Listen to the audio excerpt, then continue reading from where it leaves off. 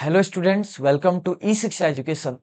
आज हम class 11th chemistry का एक इम्पोर्टेंट यूनिट स्टार्ट करने जा रहे हैं जिसका नाम है थर्मोडायनेमिक्स। थर्मोडायनेमिक्स क्लास 11th के फिजिक्स में भी एक चैप्टर है और केमिस्ट्री में भी एक चैप्टर है। और बच्चों के अकॉर्डिंग ये काफी कॉम्प्लिकेटेड चैप्टर माना जाता है, क्योंकि जनरली इस चैप्टर का जो आपके लोअर क्लासेस हैं उनसे ज्यादा लिंक देखने को नहीं मिलता।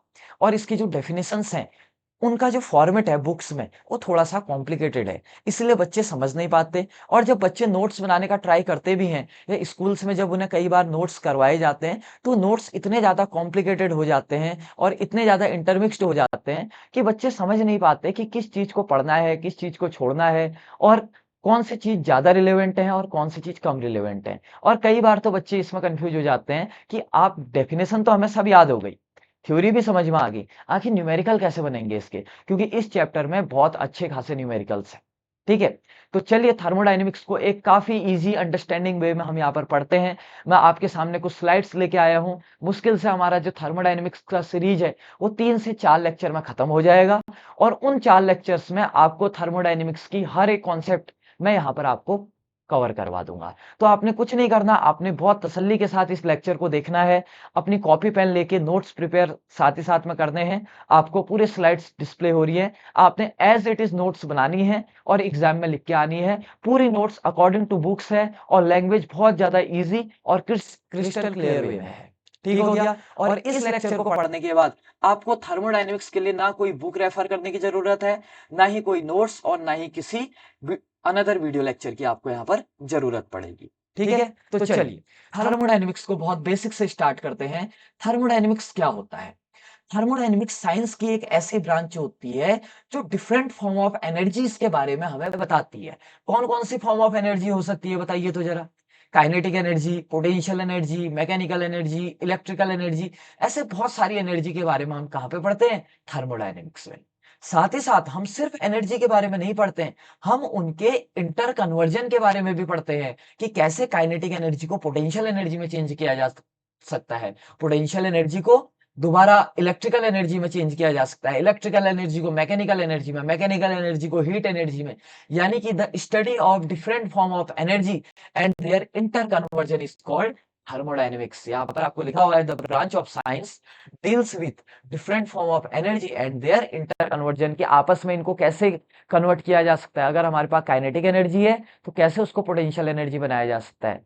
तो यहां से हम समझे कि अरे यार, थर्मोडायनेमिक्स का तो यूज बहुत ज्यादा है। कैसे? क्योंकि थर्मोडायनेमिक्स से तो पूरे मशीन्स, पूरी रिएक्शन चल सकती हैं। जैसे फॉर एग्जांपल मैं आपको एक एग्जांपल बताता हूँ। आपने मोबाइल देखा होगा, आप सभी के पास मोबाइल है, लैपटॉप है, उसमें बैटरी होती है। अगर आपने कभी बैटरी देखी तो बैटरी के अंदर केमिकल्स होते हैं। अगर आपने सेल देखा होगा या कभी सेल को फोड़ के देखा होगा तो उसके अंदर आपको एक रॉड ग्रेफाइट की मिली होगी, ब्लैक कलर की। तो कुछ नहीं है, वो एक तरीके से आपका इलेक्ट्रोलाइटिक सॉल्यूशन है, वो केमिकल्स हैं। तो जब भी आप बैटरी को चार्ज करते हैं या मोबाइल को यूज करते हैं तो उस टाइम पे जो केमिकल एनर्जी है वो किस में चेंज होती है? इलेक्ट्रिकल एनर्जी में चेंज होती है। और कहीं ना कहीं आपका जो मोबाइल होता है वो चलने लग जाता है। आई बात समझ में?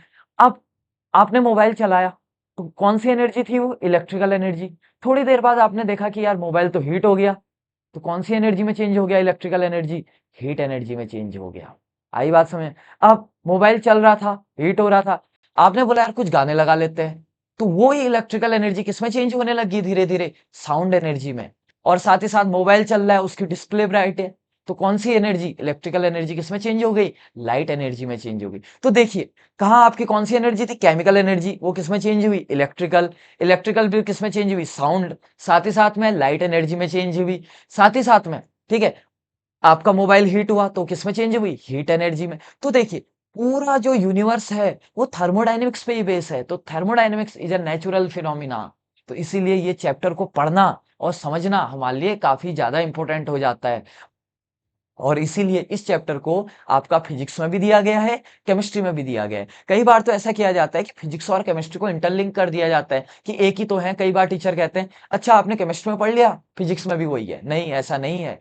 केमिस्ट्री में जो थर्मोडायनेमिक्स है वो रिएक्शंस पे डील करती है, जबकि जो फिजिक्स है वहां पे थर्मोडायनेमिक्स मशीन्स और प्रोसेसेस पे डिपेंड करती है। आई बात समझ में? हाँ, थोड़ा बहुत सेम है, क्योंकि लॉज ऑफ थर्मोडायनेमिक्स लगभग लगभग थोड़ा बहुत सेम है, बट वहां के क्वेश्चन टोटली डिफरेंट हैं और केमिस्ट्री के क्वेश्चन टोटली डिफरेंट हैं। ठीक हो गया। तो यहां पर हम थर्मोडायनेमिक्स को अकॉर्डिंग टू केमिस्ट्री पढ़ेंगे। इसके बाद जो फिजिक्स का थर्मोडायनेमिक्स आएगा वहां मैं आपको डिफरेंशिएट करके बताऊंगा कि केमिस्ट्री के थर्मोडायनेमिक्स में हमने क्या पढ़ा था और फिजिक्स के थर्मोडायनेमिक्स में हम क्या पढ़ रहे हैं। ठीक हो गया। तो चलिए पहले हमने थर्मोडायनेमिक्स को बहुत अच्छी तरीके से समझा कि thermodynamics is the branch of science which deals with the different form of energy and their interconversion. अब थर्मोडायनेमिक्स के तीन पार्ट होते हैं, एक होता है सिस्टम, एक होता है सराउंडिंग, एक होता है यूनिवर्स। तो इस सिस्टम क्या होता होगा? मान लीजिए कि आप अपने रूम में बैठ के पढ़ रहे हैं। ठीक है, आपके पास क्या है? आपके पास आपका मोबाइल लैपटॉप जिसमें आप हमारी ये वीडियो देख रहे हैं, आपके पास एक कॉपी है और एक पेन है। ठीक है, आप रूम में बैठ के हमारी ये वीडियो को देख रहे हैं। तो आपका रूम, ठीक है, जहां पर ये प्रोसेस हो रही है पढ़ाई लिखाई की, ये आपका सिस्टम हो गया। तो रूम आपका क्या है? सिस्टम। रूम को छोड़ के पूरा यूनिवर्स आपका क्या हो गया? सराउंडिंग। यानी कि सिस्टम को छोड़ के पूरा यूनिवर्स ए टू जेड, उसमें न जाने कितने मिल्की वेज आएंगे, कितने गैलेक्सीज आएंगे, तो पूरा यूनिवर्स आपका क्या हो गया? सराउंडिंग। बट सोचिए, ठीक है, सिस्टम रहा, यहां पर मैं आपको दिखाता हूं, देखिए, मान लीजिए कि ये सिस्टम है रेड कलर का और ये क्या है? पूरा व्हाइट कलर का सराउंडिंग। अभी भी ये यूनिवर्स नहीं बना, क्यों? क्योंकि यूनिवर्स में से मेरा सिस्टम मिसिंग है। मैंने ले तो लिया कि पूरी गैलेक्सी होगी, बट पूरी गैलेक्सी में मेरा रूम तो शामिल नहीं है ना। तो इसका मतलब है कि पूरी गैलेक्सी में सिर्फ मेरा, वरना देखिए गैलेक्सी के सामने मेरे रूम की कोई वैल्यू नहीं है अकॉर्डिंग टू साइज। ठीक है, बट फिर भी हम रूम को कंसिडर करेंगे, वो पूरा यूनिवर्स नहीं बनेगा। इवन रूम तो छोड़िए, ये तो बहुत बड़ी चीज होगी। मैं कह रहा हूं कि पूरी गैलेक्सी में से मान लीजिए आप एक पार्टिकल का ऑब्जर्वेशन कर रहे हैं, अगर उस छोटे से पार्टिकल को भी आप नहीं लेते हैं ना, फिर भी आप यूनिवर्स नहीं बना सकते। यूनिवर्स कब बनेगा? जब सिस्टम में सराउंडिंग ऐड हो जाएगा। आप चाहे कितना ही बड़ा सराउंडिंग ले लें, अगर उसमें आप सिस्टम को ऐड नहीं करेंगे तो आपका यूनिवर्स नहीं बनेगा। मान लीजिए अगर आप कोई रिएक्शन कर रहे हैं, तो जिस रिएक्शन को आप कर रहे हैं तो वो क्या हो गया? आपका सिस्टम। उसको छोड़ के बाकी सब कुछ क्या हो गया? सराउंडिंग। और जब सराउंडिंग में उस सिस्टम को जोड़ दिया जाएगा तो आपका क्या बनेगा? यूनिवर्स। तो यहाँ पर लिखा हुआ है the specific part of universe which is under observation, यानी कि जिस पे हम ऑब्जर्वेशन कर रहे हैं, यानी कि जिस पे हम रिएक्शन कर रहे हैं, उसको क्या कहते हैं? सिस्टम। सराउंडिंग क्या कहेंगे? Remaining part of universe apart from the system is called surrounding. System को छोड़ के बाकी पूरा पार्ट जितना आप सोच सकते हैं वो क्या है? आपका सराउंडिंग है। तो यूनिवर्स क्या हुआ? The system and surrounding together contribute universe. इससे अच्छी डेफिनेशन तो कोई हो ही नहीं सकती। यानी कि मैंने यहाँ पर लिख दिया कि सिस्टम प्लस सराउंडिंग इक्वल क्या हो जाएगा? यूनिवर्स हो जाएगा। इवन मैंने यहाँ पर यह भी कह दिया कि सिस्टम में मान लो एक छोटा सा इलेक्ट्रॉन है और सराउंडिंग में पूरी गैलेक्सी है, ठीक है, तो फिर भी वो यूनिवर्स नहीं है। क्यों? क्योंकि सराउंडिंग में गैलेक्सी तो है, बट मैंने उसमें वो इलेक्ट्रॉन नहीं जोड़ा है, जबकि मैं ऑब्जर्वेशन सिर्फ वो इलेक्ट्रॉन में कर रहा था। तो अगर मुझे यूनिवर्स बनाना है तो मुझे अपने सराउंडिंग में उस इलेक्ट्रॉन को भी जोड़ना पड़ेगा। तो यहां से हमें एक और चीज सीखे कि पूरे यूनिवर्स में या पूरे साइंस में एक पार्टिकल की कितनी वैल्यू है, सोचिए तो। सिर्फ एक पार्टिकल की वजह से उतना बड़ा सराउंडिंग यूनिवर्स नहीं बन पाया। समझ रहे हैं आप साइंस का मैजिक? यही चीज अगर आप 11th क्लास में समझेंगे तो आप जब आईआईटी जेईई का एग्जाम देंगे, एडवांस का एग्जाम देंगे, या इवन छोड़िए, आप कोई भी एक अच्छी बुक्स पढ़ेंगे साइंस की, आप कोई भी रिफ्रेशर पढ़ेंगे, तो आपको समझ में आएगा, आपका इंटरेस्ट क्रिएट होगा। आप समझेंगे तो सही कि हम ये चैप्टर को क्यों पढ़ रहे हैं। तो मैंने आपको सिस्टम, सराउंडिंग और यूनिवर्स का पूरा कॉन्सेप्ट बता दिया कि सिस्टम वो है जिसमें हम ऑब्जर्वेशन कर रहे हैं, सराउंडिंग वो है कि सिस्टम को छोड़ के बाकी पूरा बचा हुआ पार्ट, और जब सराउंडिंग में सिस्टम को जोड़ दिया जाता है तो आपका क्या बन जाता है? यूनिवर्स बन जाता है। तो यहां तक हमने पढ़ दिया सिस्टम, सराउंडिंग एंड यूनिवर्स। तो चलिए अगली स्लाइड में चलते हैं। अगला स्लाइड है हमारा टाइप ऑफ सिस्टम। तो सिस्टम के कितने टाइप होते हैं, ध्यान से देखिएगा। तो सिस्टम के आपके टोटल 3 टाइप होते हैं। पहला है आपका ओपन सिस्टम, दूसरा है आपका क्लोज सिस्टम, और तीसरा है आपका आइसोलेटेड सिस्टम। ओपन सिस्टम क्या है, ध्यान से देखिए, मैं यहाँ पर एक ड्रॉ बनाता हूं और उसे समझते हैं। मान लीजिए कि आपके पास यहाँ पर एक पेन है, दिस वन, और यहां से हीट आ रही है, ठीक है, और आप मान लीजिए चाय बना रहे हैं। आपने क्या बना दिया? चाय बना दिया। चलिए, अब आपने देखा होगा कि ऊपर से ढक्कन नहीं लगा हुआ है, इसमें इसकी लीड नहीं है, ओपन है, पूरी लीड इसकी ओपन है। तो टाइम के साथ क्या होगा, सोचिए जरा। अगर आप चाय के ऊपर हाथ लगाते हैं, ठीक है, आपने चाय नीचे से गर्म हो रही है, आपने ऊपर से टच नहीं करना है, ठीक ऊपर से हाथ लगाना है, तो आपको थोड़ी सी चट चट चट चट की एक साउंड सुनाई देगी और आपके इस हाथ में फील होगा कि आपके हाथ में कुछ लग रहा है, पानी के कुछ ड्रॉपलेट लग रहे हैं, ठीक है। तो इसका मतलब जो पानी के ड्रॉपलेट हैं वो इस पेन से बाहर को जा रहे हैं, पहली बात। यानी कि जो मैटर है वो कहाँ को जा रहा है, बाहर को जा रहा है। दूसरा, जब आपने हाथ रखा तो आपके हाथ में गर्म लगा ना, तो इसका मतलब हीट भी क्या हो रहा है, बाहर को जा रहा है। तो समझ गए हम कि ऐसा सिस्टम जिसमें हीट और मैटर दोनों का एक्सचेंज होता है उसको क्या कहते हैं, ओपन सिस्टम कहते हैं। क्योंकि यहाँ पर ढक्कन नहीं था, हमने ऊपर से हाथ लगाया, तो जो चाय है, वाटर ड्रॉपलेट है, ठीक है, वो किसके फॉर्म में, स्टीम के फॉर्म में बाहर जा रही है, जो कि हमको फील हो रही है, ठीक है। तो ये क्या रहा हमारा, मैटर का एक्सचेंज। साथ ही साथ हमको थोड़ी-सी हीट लग रही है, गर्मी लग रही है हमारे हाथ में, हम ज़्यादा देर तक रख नहीं पाएँगे, इसका मतलब हीट भी बाहर को जा रही है। तो किसका एक्सचेंज हो रहा है, मैटर का भी एक्सचेंज हो रहा, हीट का भी एक्सचेंज हो रहा है। तो ऐसे टाइप के सभी सिस्टम्स को क्या बोलते हैं, open system. The system in which the exchange of matter as well as heat, ठीक है, takes place is called open system. तो ओपन सिस्टम समझ में आया। अगर यहाँ पर हम साइंस की भाषा में ओपन सिस्टम को थोड़ा सा समझें, ओपन सिस्टम में आपका कहा जाता है कि डेल्टा एम, ठीक हो गया, is equal, does not equal to zero, and delta E also does not equal to zero. ऐसे कहा जाता है जब मैटर का एक्सचेंज नहीं होगा ना, तो उसको लिखेंगे हम delta M does not equal to zero, और यहाँ पर लिखेंगे delta E does not equal to zero. अब ये क्लोज सिस्टम क्या हो गया, फिर बताइए जरा। क्लोज सिस्टम, क्लोज सिस्टम ऐसा सिस्टम होता है जिसमें अब आपने इसी चाय में ऊपर से क्या किया, आपने बोला यार ढक्कन लगा देते हैं, लिड लगा देते हैं इसकी, आपने ढक्कन लगा दिया, चलिए। अब अगर ढक्कन के ऊपर से आप हाथ लगाएंगे तो आप गर्मी तो क्रिएट होगी, बट जो आपका चट-चट की आवाज़ हो रही थी, जो वाटर ड्रॉपलेट आपके हाथ में आ रहे थे, वो नहीं आएँगे, वो लीड से रुक गए अंदर। तो इसका मतलब, ठीक है, हीट तो बाहर आ रही है क्योंकि आपका पूरा पेन गरम, जो पेन है वो गरम हो चुका होगा, तो हीट तो बाहर एक्सचेंज हो रहा है, बट मैटर का एक्सचेंज नहीं हो रहा है। तो ऐसे सिस्टम को कहते हैं क्लोज़ सिस्टम, कि जब आपने क्या किया, the system that not exchange matter with surrounding, जो मैटर का एक्सचेंज तो नहीं करेगा, कैन एक्सचेंज द एनर्जी या हीट विथ सराउंडिंग। आई बात समझ में। यानी कि अगर हम इसको लिखें तो delta M is equal to zero, matter का एक्सचेंज नहीं होगा, ठीक हो गया, but delta E does not equal to क्या हो जाएगा, जीरो। आई बात समझ में। मैटर का कोई एक्सचेंज नहीं हो रहा है, बट हीट का एक्सचेंज हो रहा है। ऊपर वाले में ना मैटर का एक्सचेंज हो रहा था, ना हीट का एक्सचेंज हो रहा है। अब आपने लास्ट केस में क्या किया कि मैंने हमने बोला भाई चलो चाय बन गई। अब चाय बनने के बाद हमने उसको किसमें डाल दिया, एक थर्मस में डाल दिया। तो थर्मस में क्या होता है, जब आप थर्मस पकड़ते हैं तो क्या आपको गर्म लगता है क्या, नहीं। बट और क्या मैटर में थोड़ी देर बाद चाय कम हो जाती है क्या, नहीं, ना मैटर बाहर आता, ना हीट बाहर आता है। तो इसका मतलब ऐसा सिस्टम जो ना हीट का ट्रांसफर करता है, ना एनर्जी का ट्रांसफर करता है, उसको कहते हैं आइसोलेटेड सिस्टम। आइसोलेटेड मतलब अकेला, ना वो हीट का ट्रांसफर करेगा और ना एनर्जी का ट्रांसफर करेगा, कहाँ, from system to surrounding. The neither exchange of matter nor energy takes place between system and surrounding is called isolated system। यानी कि यहाँ पर डेल्टा एम भी क्या होगा, जीरो, और डेल्टा ई भी क्या होगा, जीरो। कई बार जो एनडीए के सवाल होते हैं ना, वहां पर ये चीज पूछा जाता है, for a close system which of the following statement is true, और लिख देगा डेल्टा एम बराबर जीरो, डेल्टा ई बराबर does not equal to zero. आपको वहां ऑप्शन सेलेक्ट करने पड़ते हैं, ठीक है। और कहीं ना कहीं पहले से जो नीट के सवाल आते थे, तो वहां भी ये बहुत ज्यादा बार पूछा गया है।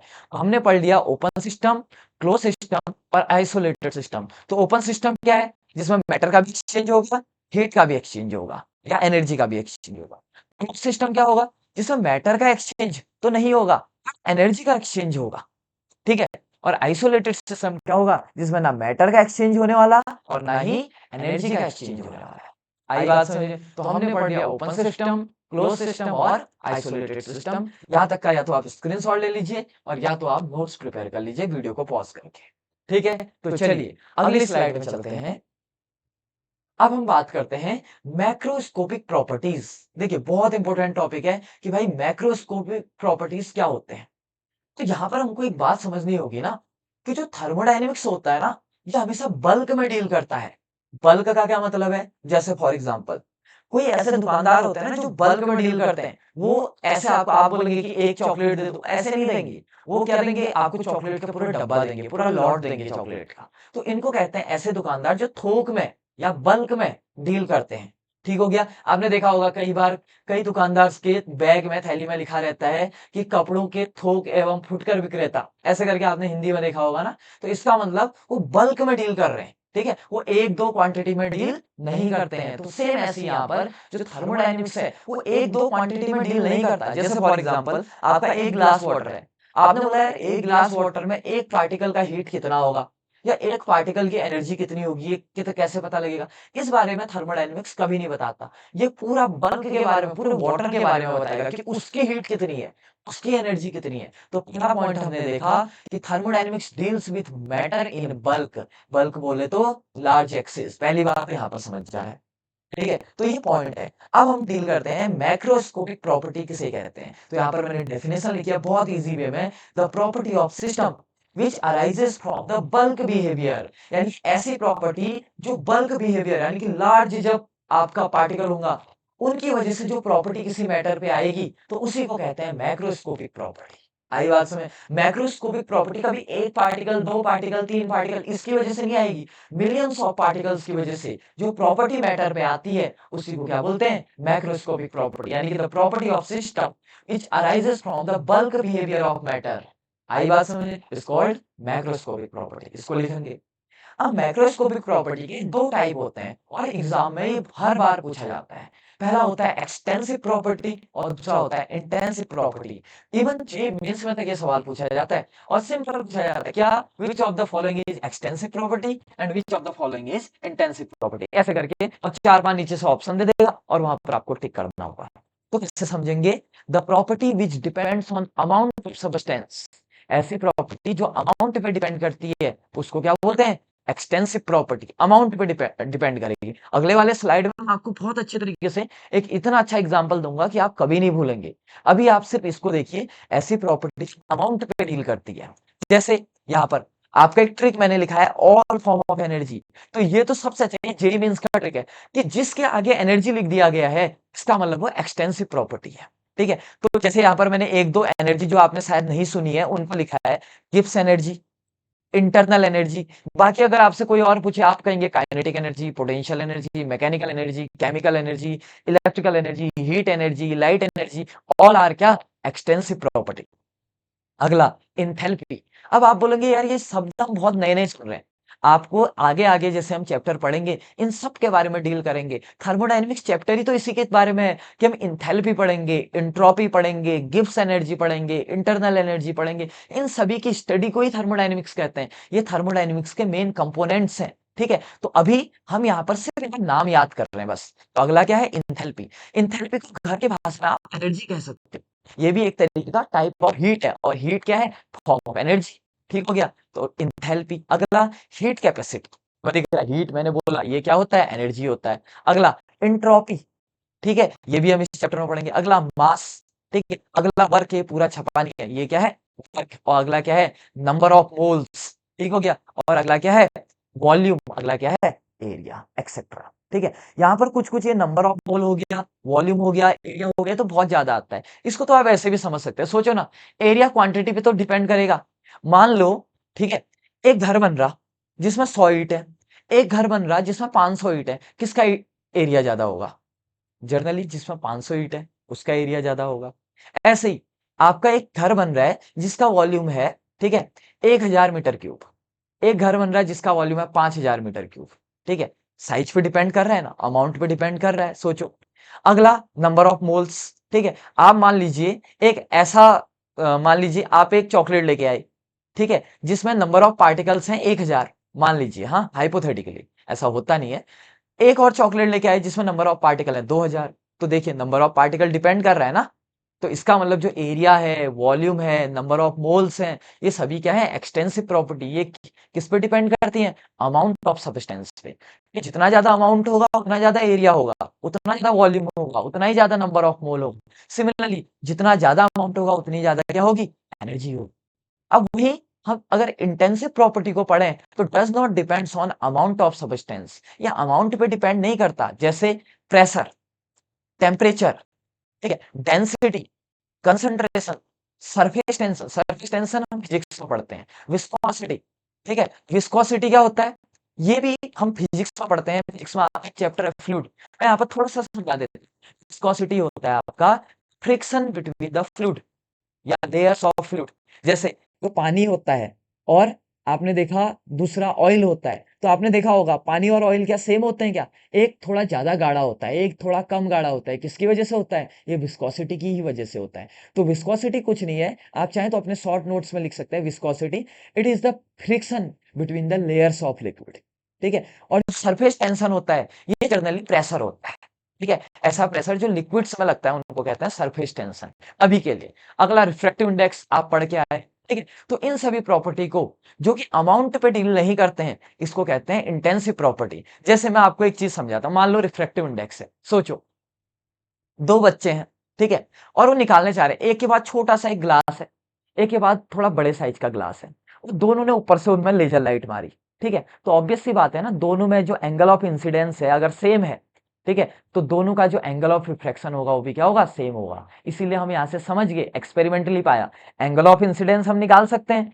एंगल ऑफ रिफ्रैक्शन भी हम विद एक्सपेरिमेंट निकाल सकते हैं। तो हमने देखा जब साइन आई को साइन आर से डिवाइड किया, आपको पता है ना स्नेल्स लॉ क्या होता है, mu equal to refractive index equal to, mu equal to आप जानते हैं refractive index equal to sine I upon sine R, ठीक है। मान लीजिए साइन आई की वैल्यू आई आपकी 1.2 और साइन आर की वैल्यू आई आपकी 1.2, ठीक है। तो यहाँ पर हुआ क्या कि आप सॉल्व करके आ गया 1/, ये आया छोटे वाले क्लास में, और बड़े वाले क्लास में भी सेम ही आएगा। आई बात समझ? यानी कि अगर एंगल ऑफ इंसिडेंस दोनों के लिए सेम है, एंगल ऑफ रिफ्रैक्शन दोनों के लिए सेम है, तो आपका रिफ्रैक्टिव इंडेक्स भी सेम होगा। ये कभी भी साइज पे डिपेंड नहीं करेगा कि यार इसका ग्लास का साइज बहुत छोटा है, इसका ग्लास का साइज बहुत बड़ा है। तुम खुद ही सोचो ना, वैसे खुद सोचो, चलो मैं आपको इससे भी अच्छा एग्जांपल देता हूँ। आपको कहा गया जब आप 10th क्लास में पढ़ते थे कि जो डायमंड है उसका रिफ्रैक्टिव इंडेक्स मान लीजिए होता है 2.52, ऐसा ही कुछ होता था लगभग, ठीक है, 2.32 होता था आई थिंक, ये डायमंड का रिफ्रैक्टिव इंडेक्स होता था। तो बुक वाले ने कह दिया था डायमंड का रिफ्रैक्टिव इंडेक्स इतना होता है। अब डायमंड तो बहुत सारे टाइप के होते हैं, कोई छोटा डायमंड है, कोई बड़ा डायमंड है, किसी को हमने काट रखा है, कोई किसी शेप में है, कोई किसी शेप में। क्या उसने बोला कि अगर छोटा डायमंड होगा तो उसका रिफ्रैक्टिव इंडेक्स इतना होगा, बड़ा डायमंड होगा तो उसका रिफ्रैक्टिव इंडेक्स इतना होगा? कभी नहीं बोला। डायमंड का रिफ्रैक्टिव इंडेक्स इतना है। ऐसे उसने बोला ग्लास का रिफ्रैक्टिव इंडेक्स इतना है। अब ग्लास कोई सा भी हो सकता है, किसी भी शेप का हो सकता है, वो ट्रायंगुलर ग्लास हो सकता है, रेक्टेंगुलर ग्लास हो सकता है, ठीक है, वो सर्कुलर ग्लास हो सकता है, स्फेरिकल ग्लास हो सकता है। क्या उसने ऐसा बोला कि रिफ्रैक्टिव इंडेक्स चेंज होगा? नहीं बोला, ठीक है। मैं आपको ये चीजें इसलिए समझा रहा हूं ना, तो आपको ये ना लगे कि यार सब चीज हमको याद करनी पड़ रही है। अदरवाइज ये चीज जो मैंने एक्सटेंसिव और इंटेंसिव प्रॉपर्टी बताई, ये विदाउट एक्सपेरिमेंट नहीं निकल सकते हैं। इसीलिए मैं अगर ईमानदारी से कहूँ तो जैसे डेंसिटी है, टेम्परेचर है, मैं बहुत सारी चीजें आपको नहीं समझा सकता। क्यों? क्योंकि मेरे यहाँ पर इधर पे अभी आपको जो मैं समझा रहा हूँ, मेरे पास एक्सपेरिमेंटल सेटअप नहीं है। मुझे जितना भी समझाना है थ्योरी के बेसिस पे समझाना है। तो थ्योरी के बेसिस पे जिन चीजों को मैं जितने बेस्ट वे में समझा सकता हूँ, मैं वो चीजें आपके सामने डिस्कस कर रहा हूँ। ऐसे ही सोचो, एक और बात करते हैं, चलो टेम्परेचर। देखो टेम्परेचर में, हाँ, आपके एक रूम में एसी लगा हुआ है, ठीक है। मान लीजिए मैंने यहाँ पर एक रूम बनाया, ठीक है, this one is room. Room में मैंने एसी लगाया और एसी का टेम्परेचर मैंने फिक्स कर दिया 13 डिग्री सेल्सियस। लीजिए, तो इसका मतलब है पूरे रूम का टेम्परेचर कितना है? 13 डिग्री सेल्सियस। यानी कि इस कोने का टेम्परेचर भी 13 डिग्री सेल्सियस, इस कोने का टेम्परेचर भी 13 डिग्री सेल्सियस, इस कोने का भी, इस कोने का भी। यानी कि इस कमरे के किसी भी पार्ट में जाओ तो टेम्परेचर क्या है? 13 डिग्री सेल्सियस। चाहे वो पार्ट बहुत छोटा हो, चाहे वो पार्ट बहुत बड़ा हो, इवन चाहे वो पूरा कमरा ही क्यों ना हो, टेम्परेचर हमेशा कितना रहेगा? 13 डिग्री सेल्सियस। तो क्या ये अमाउंट पे डिपेंड किया? क्या ये साइज पे डिपेंड किया? नहीं डिपेंड किया। इसका मतलब ये कैसा है? ये इंटेंसिव प्रॉपर्टी है। आई बात समझ में? जैसे फॉर एग्जांपल डेंसिटी, हमने बोला कि मान लीजिए इंडिया की जो डेंसिटी है, ठीक है, इंडिया की डेंसिटी है मान लीजिए 1000, मान लीजिए हाइपोथेटिकल, इंडिया की डेंसिटी 1000 है। कहने का मतलब इंडिया के किसी भी कोने पे जाओ, चाहे आप उत्तराखंड में जाओ, चाहे आप उत्तर प्रदेश में जाओ, चाहे आप बिहार में जाओ, सभी जगह जो डेंसिटी है वो कितनी मानी जाएगी? 1000 मानी जाएगी। देखो, चाहे उत्तराखंड की डेंसिटी बहुत ज़्यादा क्यों ना है, ठीक है? फिर उनका एवरेज कितना आया? 1000। बिहार की डेंसिटी मान लीजिए बहुत कम क्यों ना है, ठीक है? बट एवरेज हम कितना लेके चलेंगे? 1000, यानी कि जो इंडिया की डेंसिटी है, वही उत्तराखंड की भी डेंसिटी मानी जाएगी, वही बिहार की भी डेंसिटी मानी जाएगी, वही हमारे अपने डिस्ट्रिक्ट की भी डेंसिटी मानी जाएगी, और वही हमारे जो अपनी गली है, अपना गाँव है, चाहे कुछ भी क्यों ना हो, हमारा कस्बा क्यों ना है, वो उसकी भी डेंसिटी मानी जाएगी। यानी कि डेंसिटी भी कभी भी साइज पे डिपेंड नहीं करता है। आई बात समझ में? तो मैंने कुछ सिखा दिए, जैसे टेम्परेचर सिखा दिया, डेंसिटी सिखा दिया, आप ही का मैंने विस्कोसिटी सोच लीजिए, सिंपल सी बात है। चाहे आप एक बूंद ऑयल लें, चाहे आप एक डब्बा ऑयल लें, दोनों की विस्कोसिटी क्या होगी? सेम होगी। दोनों का गाढ़ापन क्या होगा? सेम होगा। तो ये सभी क्या है? Intensive property. और इधर वाली सभी क्या है? एक्सटेंसिव प्रॉपर्टी है। तो हमने डिफरेंस किया एक्सटेंसिव प्रॉपर्टी और इंटेंसिव प्रॉपर्टी के बीच में। आई होप यहां तक का आपको पूरा कॉन्सेप्ट समझ में आ गया होगा। ठीक है, चलिए नेक्स्ट स्लाइड की ओर चलते हैं।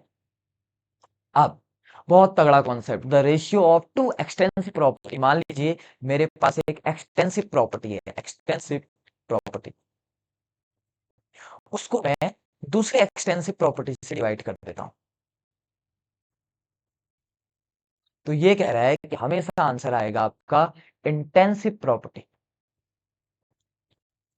ठीक है, इसका फायदा कहां होता है? इसका फायदा होता है कॉन्स्टेंट्स के क्वेश्चंस में। मान लीजिए मैं आपको एक बहुत अच्छा एग्जांपल बुक का देता हूं। मान लीजिए डेंसिटी है, मैं अभी समझा रहा था ना, डेंसिटी। अगर आपको पता लगाना है कि डेंसिटी एक्सटेंसिव है या इंटेंसिव है, आपको डेंसिटी का फॉर्मूला पता होना चाहिए। डेंसिटी बराबर क्या होता है?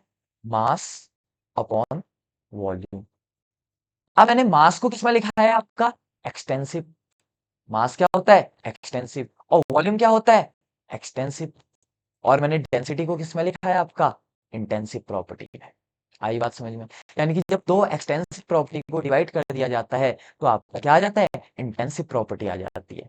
ऐसे ही रिफ्रैक्टिव इंडेक्स म्यू का क्या फॉर्मूला होता है? Speed of light in vacuum upon speed of light in any medium. एक minute, speed of light in any medium.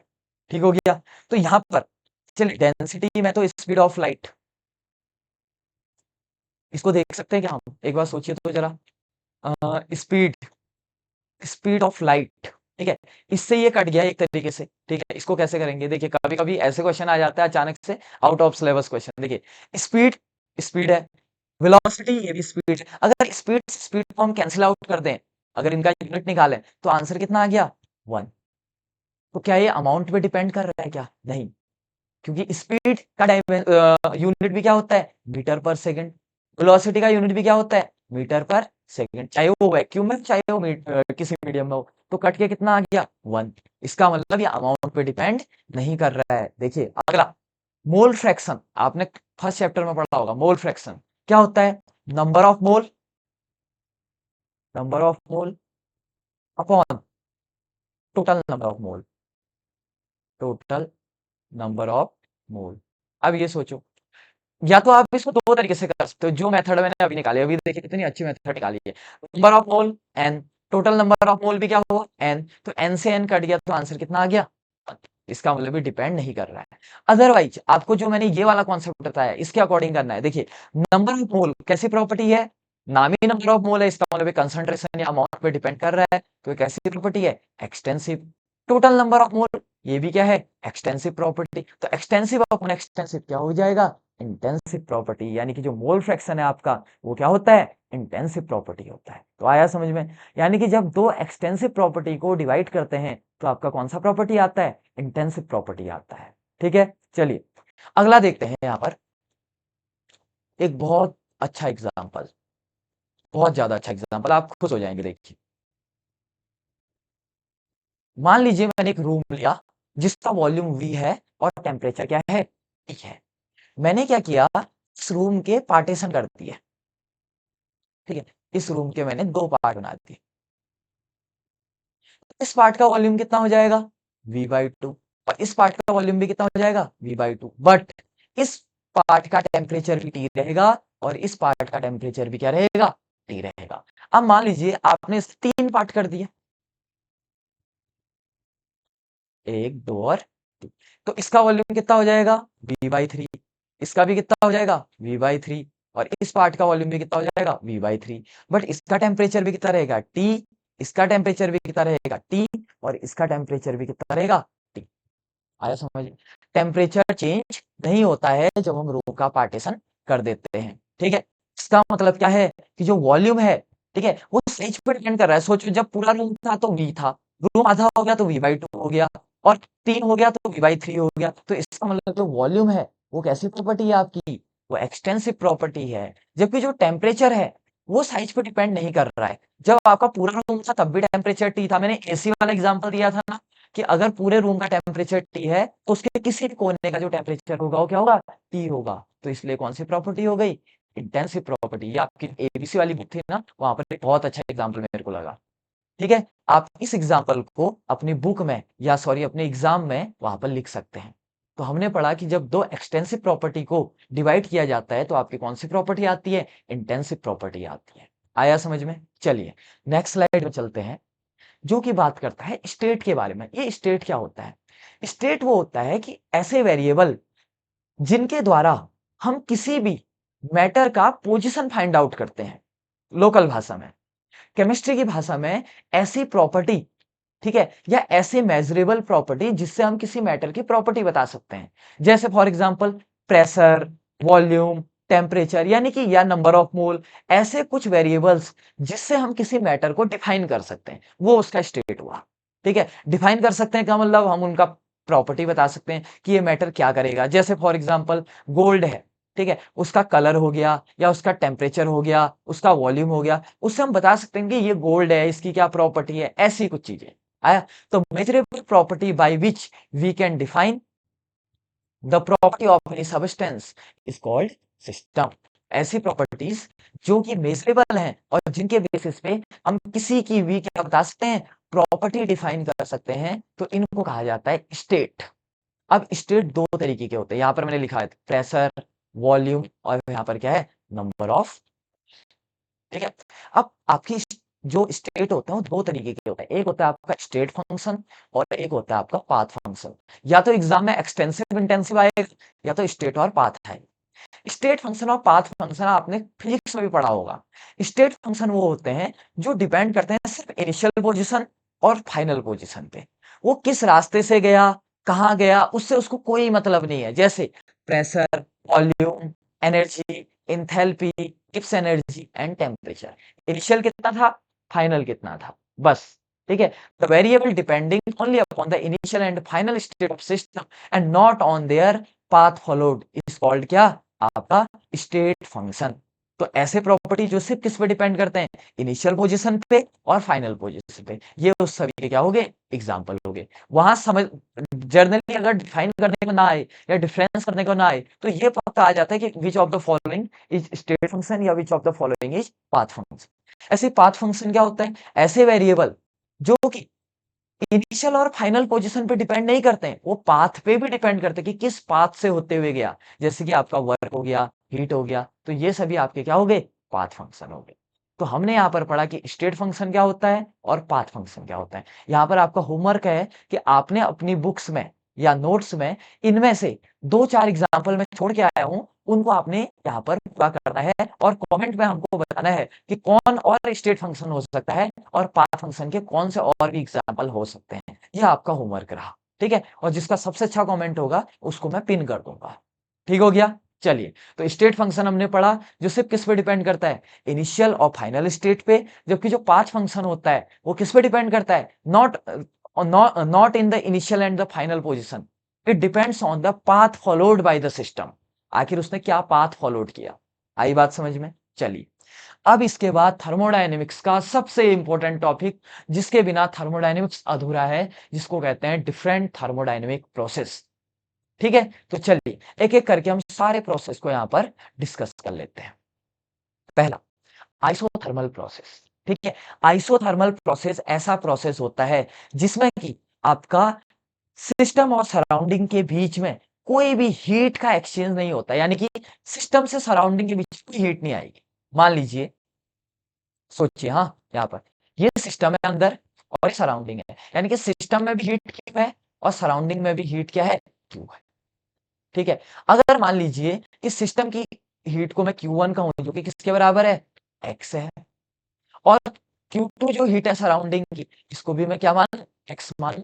तो अगर मैं डेल्टा Q निकलूं, चेंज इन हीट, तो क्या बोलूंगा मैं, सोचो तो जरा, Q2 माइनस Q1 बोले तो कितना हो गया, X माइनस X, क्योंकि Q2 भी X है और Q1 भी क्या है, X है, क्योंकि जितना हीट सिस्टम का है उतना हीट किसका है, सराउंडिंग का। तो कितना आ गया, 0। यानी कि पहला पॉइंट मेरा निकल गया कि आइसोथर्मल प्रोसेस में डेल्टा Q बराबर क्या होता है, 0 होता है। और अगर डेल्टा Q 0 होता है तो डेल्टा U एनर्जी भी कितनी होती है, 0, क्योंकि अगर हीट ट्रांसफर ही नहीं होगा तो एनर्जी का ट्रांसफर भी नहीं होगा। तो आपने आगे से ये लिख देना है कि आइसोथर्मल प्रोसेस में ट्रांसफर ऑफ हीट 0 होता है। ये पूरा समझा के लिखना, पूरा। ठीक है, वो चीजें मैं पीपीटी में नहीं लेके आया था ताकि मैं आपको समझा पाऊं। तो आइसोथर्मल ऐसा प्रोसेस होता है, no heat is exchange from system and surrounding, यानी कि डेल्टा Q इक्वल टू क्या होगा, 0, and delta U equal to क्या होगा, 0।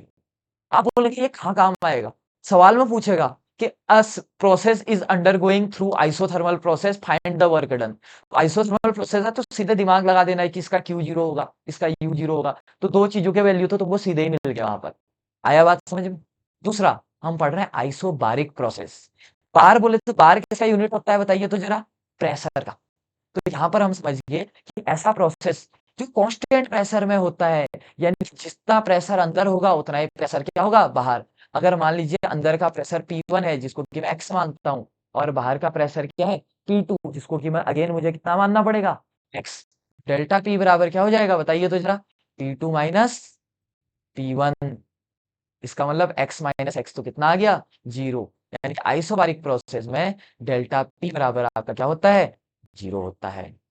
ठीक हो गया। चलिए अगला, रुकिए, हाँ, एक मिनट, यहाँ पर ना थोड़ी सी गलती हो गई है।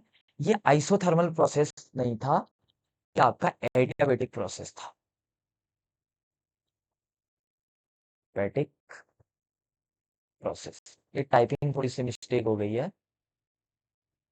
तो एडियाबेटिक प्रोसेस में जो आपका हीट एक्सचेंज होता है वो कितना होता है, 0 होता है। और जो अब हम प्रोसेस पढ़ने वाले हैं इसका नाम है आइसोथर्मल प्रोसेस। आइसोथर्मल प्रोसेस, ठीक है, इसको थोड़ा सा करेक्ट कर दीजिएगा। चलिए, आइसोथर्मल प्रोसेस क्या होता है, ऐसा प्रोसेस जिसमें ये हीट नहीं होगा अभी,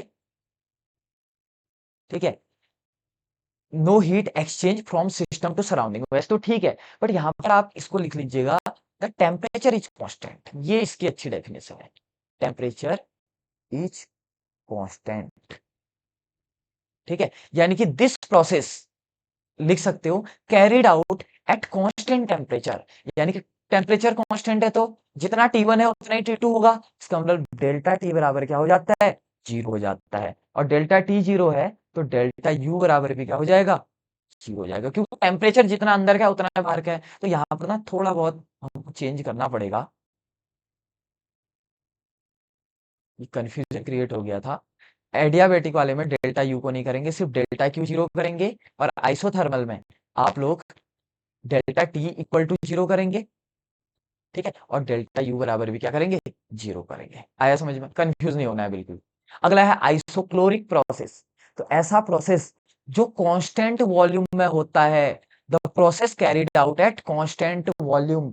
इसका मतलब क्या है, अगर V1 अंदर का वॉल्यूम x है तो बाहर का वॉल्यूम भी कितना होगा, x होगा। और अगर किसी को डेल्टा V निकालना है तो कितना हो जाएगा, V2 माइनस V1, यानी कि x माइनस कितना हो जाएगा, x। तो दोबारा कितना आ गया, 0। इसका मतलब आइसोक्लोरिक प्रोसेस में डेल्टा V बराबर क्या हो जाता है, 0 हो जाता है। आई बात समझ में।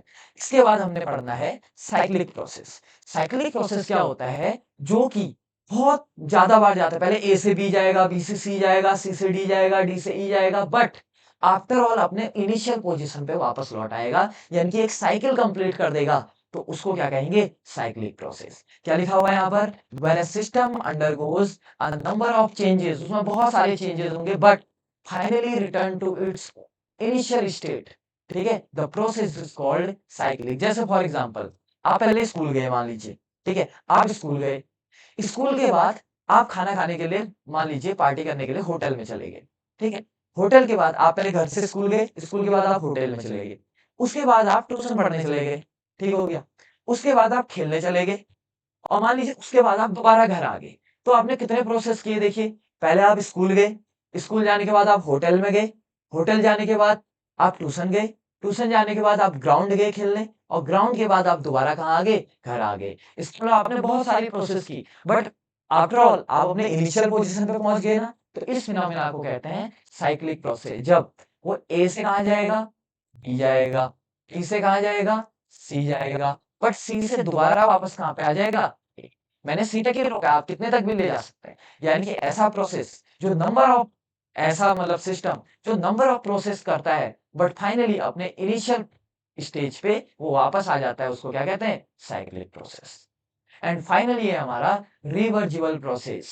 रिवर्जिबल प्रोसेस ऐसा प्रोसेस होता है जिसमें कि हम रिएक्शन के डायरेक्शन को कभी भी रिवर्स कर सकते हैं, कभी भी। जैसे फॉर एग्जांपल आपने सुना होगा ना, मान लीजिए H2 प्लस O2, ठीक है, गिव्स H2। ये जो रिएक्शन है ना अभी, इरिवर्जिबल रिएक्शन है, यानी कि हम H2 प्लस O2 से H2O तो बना सकते हैं, बट H2O से H2 प्लस O2 नहीं बना सकते। बट अगर मैं इसी रिएक्शन को थोड़ा सा ऐसे लिखूं, H2 प्लस O2, ये देखिए ये वाला साइन, इसको कहते हैं H2O। इसका मतलब है कि अगर मेरे पास H2 और O2 है तो मैं उससे H2O बना सकता हूं, और अगर मेरे पास H2O है तो उससे मैं H2 और O2 बना सकता हूं। आई बात समझ में? तो ऐसे प्रोसेस, द प्रोसेस इन विच, ठीक है, in which direction may be reversed at any stage by merely a small change in variable like temperature और pressure। आपने थोड़ा बहुत कुछ चेंज कर दिया। मान लीजिए आपका एक रिएक्शन रिएक्टेंट से प्रोडक्ट जा रहा था, आपने थोड़ा सा टेम्परेचर क्या चेंज किया कि वो रिएक्शन उल्टा होने लग गया, प्रोडक्ट से कहां को आने लग गया, रिएक्टेंट को आने लग गया। तो ऐसे प्रोसेसेस को क्या बोलते हैं, रिवर्जिबल प्रोसेस कहते हैं। ठीक है, मैं रिवर्जिबल प्रोसेस का आपको एक बहुत अच्छा एग्जांपल बताता हूँ। देखिए, मान लीजिए आपका एक कंटेनर है, ठीक है, उस कंटेनर से आपने एक दूसरा कंटेनर जोड़ रखा है। शुरुआत में यहां पर आपने एक वॉल लगा रखी है और इस कंटेनर में पानी है, बहुत भरा हुआ, ठीक है। थोड़ी देर के बाद आपने इस वॉल को, ठीक है, जो आपने बीच में एक वॉल लगा रखी थी, इस वॉल को आपने ब्रेक कर दिया।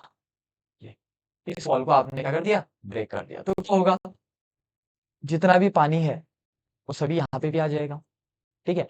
और वो तब तक बढ़ते रहेगा जब तक कि वो इक्विलिब्रियम की पोजीशन ना ले।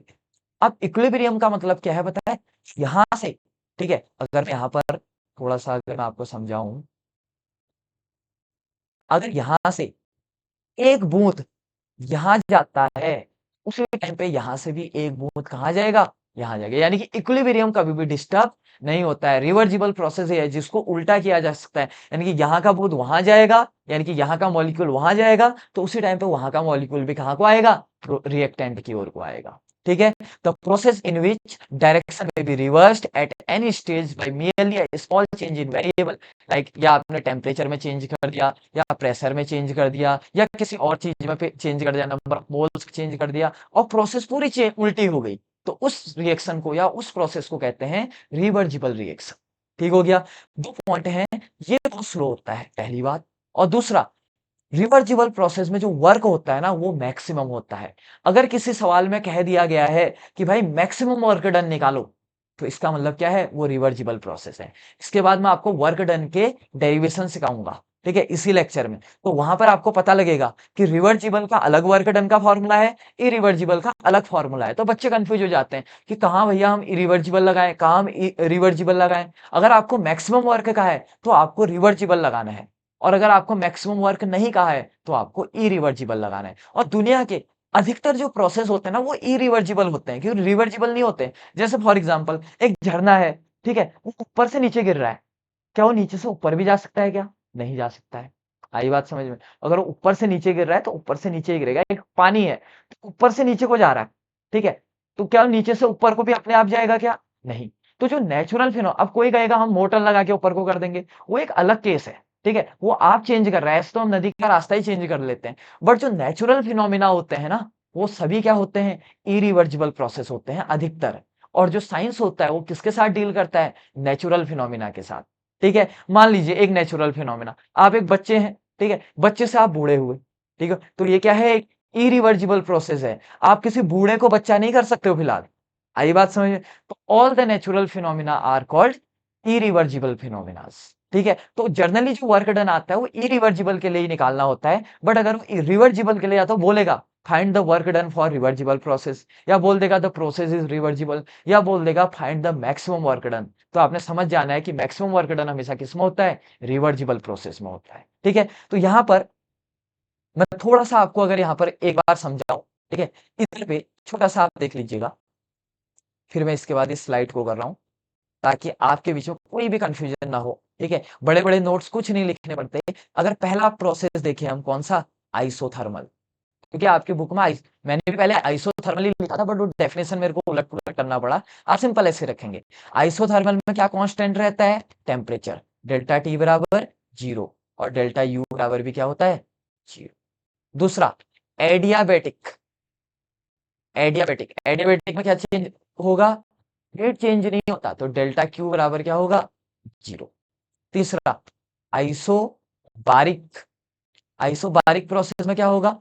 डेल्टा पी, मैंने बोला था बार, बार बोले तो प्रेशर का यूनिट, 0 हो गया। अगला, आइसो क्लोरिक। क्लोरिक आइसोक्लोरिक में क्या होगा बताइए? डेल्टा वी बराबर क्या होगा? 0। एंड फाइनली क्या आ जाता है आपका? साइक्लिक। साइक्लिक में भी याद रखेगा, डेल्टा यू बराबर क्या होता है? 0। क्योंकि फाइनली अपने पोजीशन पे आ गया ना, तो जितना उसका इनिशियल एनर्जी था उतना ही फाइनल एनर्जी पे आ गया, तभी तो इनिशियल पोजीशन पे आएगा। यानी कि उसने अपनी जो एग्जिस्टिंग एनर्जी है वो क्या ले ली? वापस ले ली है। ठीक है, तो साइक्लिक प्रोसेस में भी आपका जो डेल्टा यू होता है वो क्या होता है? 0 होता है।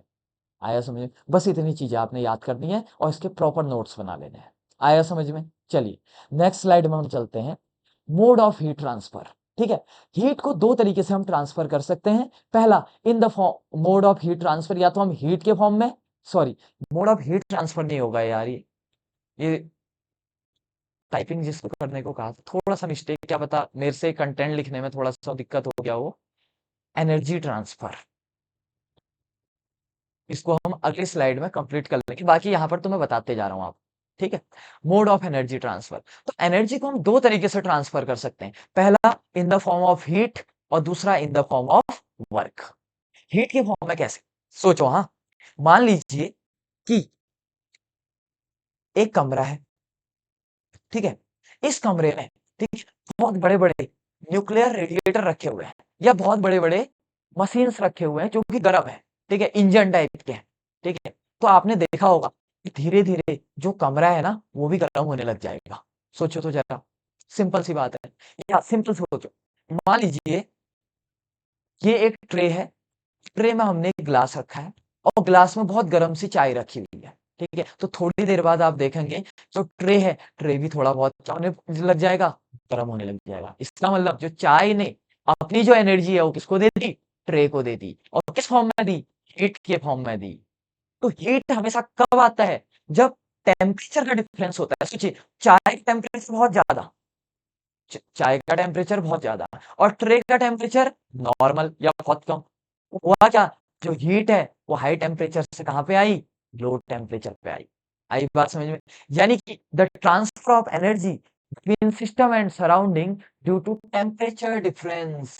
तो जब भी टेम्परेचर डिफरेंस होगा तो एनर्जी के ट्रांसफर को क्या कहेंगे? हीट।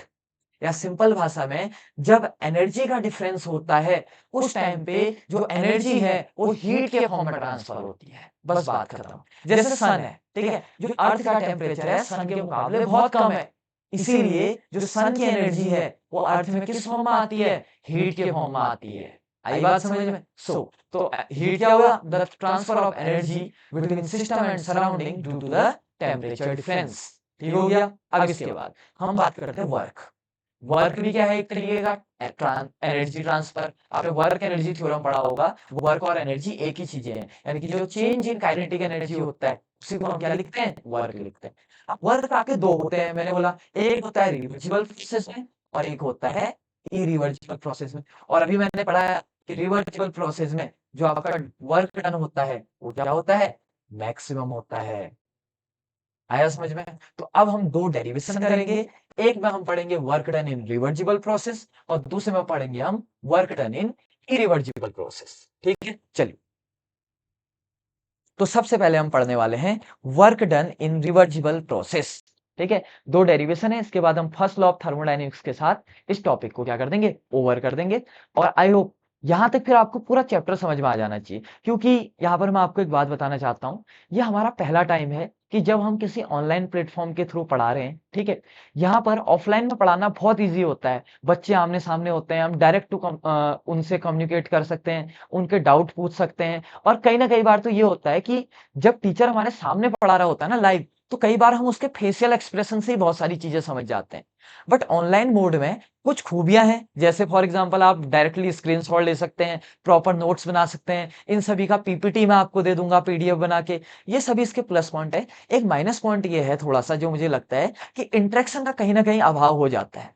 बट मैं कोशिश करता हूं कि जितना ज्यादा मैं इस फॉर्म को भी इंटरेक्टिव बना पाऊं, मैं उसको बनाने की कोशिश करता हूं। मैंने लैंग्वेज काफी इजी रखी हुई है, नोट्स बहुत ज्यादा लाइक शॉर्ट रखे हुए हैं। ठीक हो गया। और जो मैं अभी पढ़ा रहा हूँ बहुत स्लो वे में पढ़ा रहा हूँ, मैं बिल्कुल भी फास्ट नहीं कर रहा हूँ। आप चाहें तो यूट्यूब में या हमारे ऐप में आपका स्पीड फॉरवर्ड का ऑप्शन आता है। अगर आपको लगता है कि बहुत स्लो हो रहा है, आपका फास्ट देखने की आदत है, तो आप इसी लेक्चर को फास्ट भी कर सकते हैं। ठीक हो गया। तो आपके पास सारी सुविधाएं हैं ऑनलाइन के, अपने कुछ फायदे हैं तो अपने कुछ नुकसान भी हैं। बट हाँ, टाइम के साथ मुझे लगता है कि हम लोग यहाँ पर सीखेंगे और टाइम के साथ आपको बहुत बेहतर कंटेंट दे पाएंगे। मैं देखता हूँ हमारे जो चैनल है यूट्यूब चैनल, उसी का जो पहला वीडियो है और जो अभी का वीडियो है उसमें बहुत सारा अंतर आया है। और ऐसे तो कई सारे वीडियो हैं जिनको हमने अनलिस्टेड किया है, हमारा खुद देखने का मन नहीं करता। ठीक हो गया। तो हम टाइम के साथ सुधार कर रहे हैं, डे बाय डे अपनी वीडियो क्वालिटी, अपनी कंटेंट की क्वालिटी और अपनी लेक्चर क्वालिटी को डे बाय डे हम इनहांस कर रहे हैं। बस आपसे सिर्फ ये अपील है कि आप हमारा सपोर्ट कीजिए। जो भी आपको लगता है कि हमको फीडबैक देना चाहिए, कमेंट में, आप हमारे स्टूडेंट्स हैं, साथ ही साथ में आप हमारे साथी हैं। ठीक है, आपकी वजह से ही हम बहुत अच्छा कंटेंट आपको या आने वाले जो बच्चे हैं उनको डिलीवर कर पाएंगे। तो जो भी आपका फीडबैक रहता है वो हमको कमेंट सेक्शन में दें। ठीक है, ताकि हम डे बाय डे अपने इस प्लेटफॉर्म को और भी ज्यादा बेहतर कर पाएं, क्योंकि मेरा शुरुआत से ही एक उद्देश्य रहा है कि जो ऐसे बच्चे हैं जो कंटेंट के अभाव से, ठीक है, नहीं जा पाते हैं, बाहर नहीं पढ़ पाते हैं, या कई सारे ऐसे बच्चे जिनको किताब समझ में नहीं आती है, स्कूल का समझ में नहीं आता है, कई बार ट्यूशन में समझ में नहीं आता है, तो वीडियो लेक्चर की मदद से बहुत सिंपल और क्रिस्टल क्लियर वे में आपका जो सिलेबस है वो समझ पाए, और सिर्फ सिलेबस ही नहीं, जो कॉम्पिटिशन्स के क्वेश्चन है उनको भी बना पाए। बाद में जितना मैंने लेक्चर पढ़ाया ना, इसके बेसिस पे मैं नीट और जेई के 50 से 100 क्वेश्चन भी आपको करवाऊंगा। वो आपके लिए ऑप्शनल है। ठीक है, एक अलग से वीडियो आएगी, वो सिर्फ इसी के बेस पे होगा। फिर आपको पता लगेगा कि जो मैंने यहाँ पर कंटेंट पढ़ाया है इसका लेवल क्या है। अभी आपको लग रहा होगा कि ये तो बहुत शॉर्ट नोट्स हैं, स्कूल में तो हमको इतने बड़े बड़े नोट्स लिखाए हैं, किताब में तो इतना बड़ा बड़ा नोट्स है। बट वो नोट्स आपके समझने के लिए है। ठीक है, किताब में वो आपको बताया गया है एज दिस प्रोसेस, वो चीजें मैं अपने मुंह से भी तो बोल रहा हूँ। अदरवाइज तो मुझे क्या करना था, पीछे से ऐसे करके स्लाइड लगानी थी और आपने इनके स्क्रीनशॉट ले लेने थे। जो मैं आपको ये समझा रहा हूँ, ठीक है, जो टाइम, जो ये लेक्चर अभी 1 डेढ़ घंटे का बन रहा है, तो यही तो चीज है जो आप सुन रहे हैं। वही चीज बुक में लिखी होती है जो आपको पढ़ना होता है। बस एक ही बात है। आई बात समझ में? तो आपको सिर्फ ध्यान लगा के पढ़ना है। ये बहुत हाई लेवल का कंटेंट है, ये मैं आपको विश्वास दिलाता हूँ। ठीक है, और इसी के बेसिस पे हम जेई और नीट के सवाल भी डायरेक्ट करेंगे। ठीक है, और आपको वहां से पता लगेगा कि हम किस लेवल का कंटेंट आपको यहाँ पर डिलीवर कर रहे हैं। ठीक है, तो चलिए हम पढ़ते हैं work done in reversible process, और यहां से मेरा फेवरेट सेगमेंट चालू हो जाता है, क्योंकि यहां से स्टार्ट हो जाता है मैथमेटिकल पोर्शन। अभी तक जितना हमने पूरा पहले पढ़ा वो पूरा थ्योरी था। ठीक है, चलिए अब हम पढ़ रहे हैं work done in reversible process. चलिए, यहां पर मैं एक ड्रॉ आपके सामने बनाता हूं। हम्म,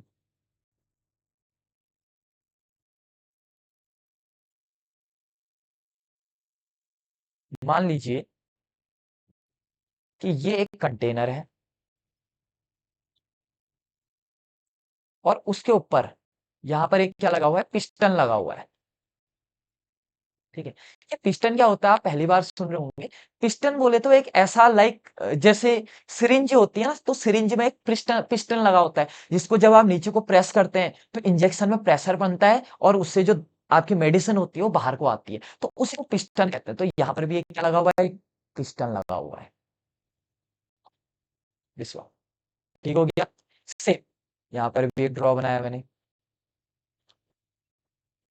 सेम ड्रॉ है। हाँ, देखिए अब अगली बार में क्या हुआ, पहले पिस्टन यहाँ पे था, थोड़ी देर के बाद ये पिस्टन को हमने प्रेशर लगाया, तो ये पिस्टन कहाँ पे आ गया, थोड़ा सा नीचे पे आ गया।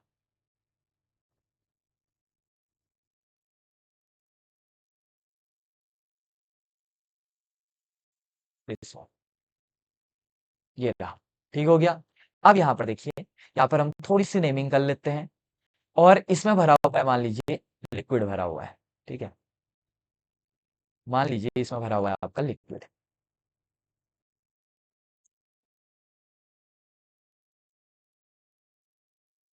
और इसमें भी लिक्विड भरा है, हमने थोड़ा बहुत क्या लगा दिया, प्रेशर लगा दिया, ठीक है। अब यहाँ पर मैं कुछ चीजें यहाँ पर ले रहा हूँ, ठीक। इससे इजी वे में आपको डेरिवेशन नहीं मिलेगी, आपने तसल्ली से देखना है बस। देखिए मान लीजिए कि यहाँ की जो लेंथ है वो कितनी है, L1 है। अब जो पिस्टन के बाद थोड़े टाइम के बाद जो लेंथ हो गई, कितनी हो गई, L2। सोचो पिस्टन को नीचे को प्रेशर किया, अब अगर प्रेशर लगाया तो प्रेशर कहाँ को लगा होगा, नीचे को। ये क्या है, प्रेशर, और वो भी कौन सा प्रेशर, एक्सटर्नल प्रेशर। कौन सा प्रेशर, एक्सटर्नल प्रेशर। तो जैसे ही हमने एक्सटर्नल प्रेशर लगाया, ठीक है, तो पिस्टन कहाँ को चले गया, नीचे पे चले गया, ठीक हो गया। इसको क्या देते हैं, पी एक्सटर्नल, ठीक है। चलिए अब यहाँ पर हम ड्रॉ बनाते हैं और डेरिवेशन को करते हैं। सबसे पहले आप मुझे बताइए, change in length, change in length को क्या बोलोगे, आप बताओ तो जरा, क्या बोलोगे, L2 माइनस L1, ये तो होता है final length minus initial length. अब यहाँ पर आपको दिख रहा है जो L1 है वो बड़ा है एज कंपेयर टू L2 से, आपको ड्रॉ में दिख रहा है। ये प्रेस करने के बाद लेंथ क्या हो गई, कम, यानी कि जो L2 है वो क्या है, छोटा, और L1 क्या है, बड़ा। और आपको पता है कि जब बड़े में से छोटे को माइनस करते हैं तो आंसर किसमें आता है, नेगेटिव में। तो L2 माइनस L1 को मैं कहूंगा माइनस डेल्टा L, क्योंकि L2 माइनस L1 क्या होता है, डेल्टा L, डेल्टा बोले तो चेंज, ठीक है। तो L2 माइनस L1, क्योंकि छोटे में से बड़ा माइनस हो रहा है, तो हमने क्या लगा दिया, नेगेटिव साइन। तो नेगेटिव साइन यहाँ पर लिख भी देते हैं, negative sign is because length in is decreasing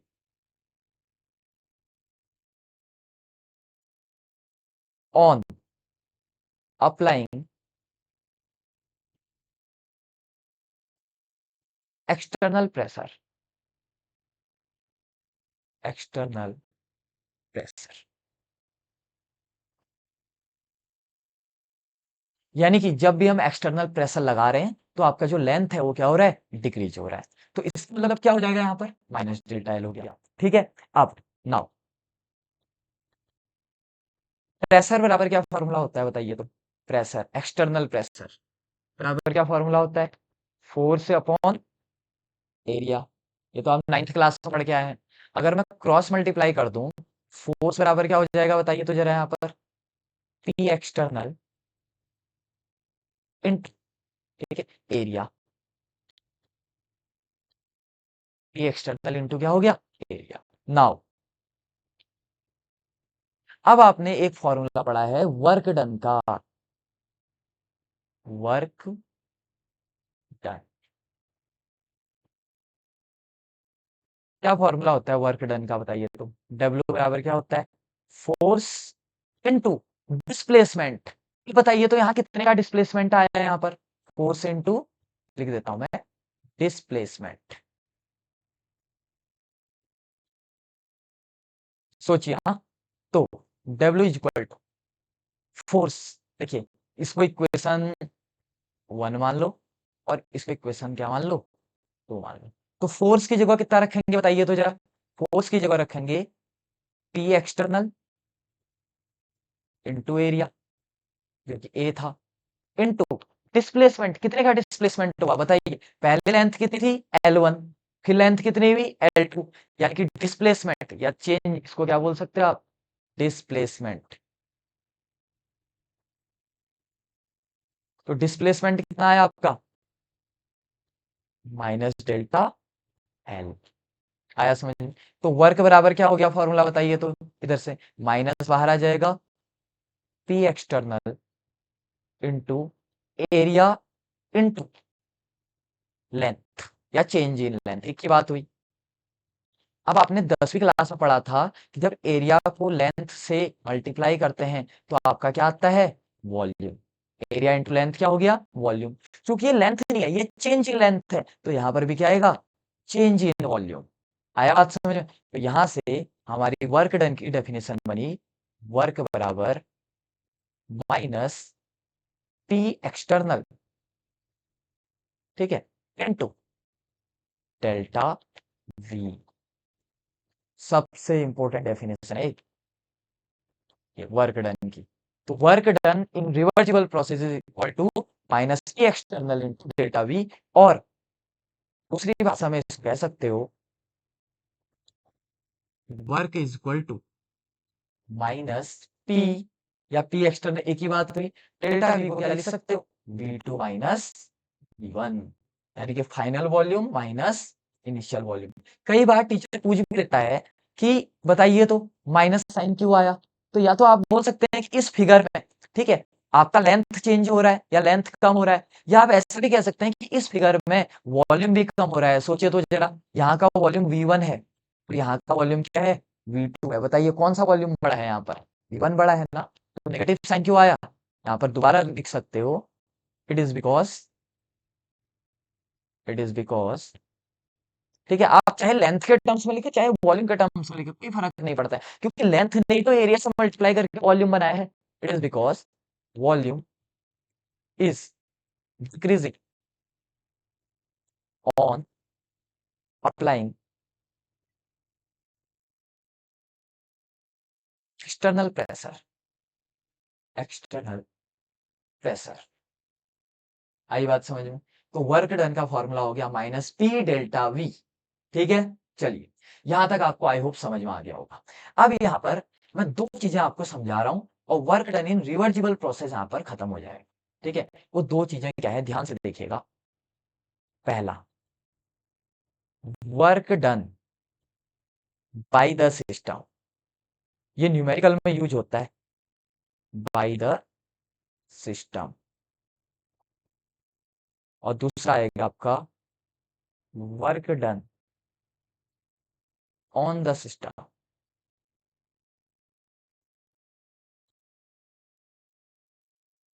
सोचिए, हाँ, पहला है work done by the system और दूसरा है आपका work done on the system.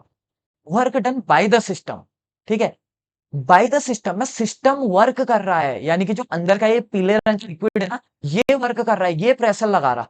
अगर ये प्रेशर लगाएगा तो ये कहां को लगाएगा, अंदर को तो लगाएगा ही नहीं, ये पुश करेगा। तो अगर बाहर को पुश करेगा तो ये वॉल्यूम को घटाएगा कि बढ़ाएगा, सोचिए तो जरा। अगर इसने बाहर को पुश किया तो ये वॉल्यूम को क्या करेगा, बढ़ाएगा, यानी कि यहां पर क्या हो जाएगा, V2 ग्रेटर देन क्या हो जाएगा, V1।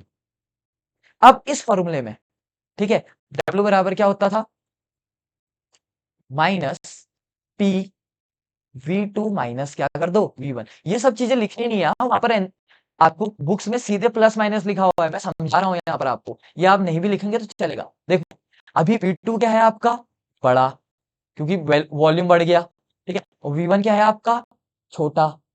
तो बड़ा माइनस छोटा, इसका मतलब ये कैसा आएगा, पॉजिटिव। ये कैसा आया, पॉजिटिव। और पॉजिटिव इंटू नेगेटिव, ये बाहर से नेगेटिव लगा, क्या हो गया, नेगेटिव। तो अगर V2 ग्रेटर देन V1 होता है तो इसका मतलब जो वर्क होगा वो आपका कैसा होगा, नेगेटिव होगा। तो लिख देता हूं, वर्क इज नेगेटिव। कर लिखा होगा ना, अगर सवाल में लिखा होगा 10 joule work done by the system, तो वर्क बराबर -10 ले लें। ठीक हो गया। और एक चीज और है, V2 बड़ा है, यानी कि वॉल्यूम बढ़ गया है, इसका मतलब गैस एक्सपेंड हुई है कि कंप्रेस हुई है? गैस एक्सपेंड हुई है। तो यहां पर एक चीज और लिख देंगे कि गैस एक्सपेंड। आई बात समझ में? तो ये चीज यहां पर रही। तो यहां पर मैंने आपको कुछ एक्स्ट्रा चीजें भी लिखा दी, क्योंकि कई बार न्यूमेरिकल में कहता है ना लेट अ गैस एक्सपेंड, कुछ नहीं कहेगा वहां पर, ना V2 बड़ा है ना V1 बड़ा है, कुछ नहीं कहेगा। एक्सपेंड कह दिया, इसका मतलब वर्क डन नेगेटिव में लेना है आपने। अब work done on the system, इसको चेक करते हैं, तब क्या होगा?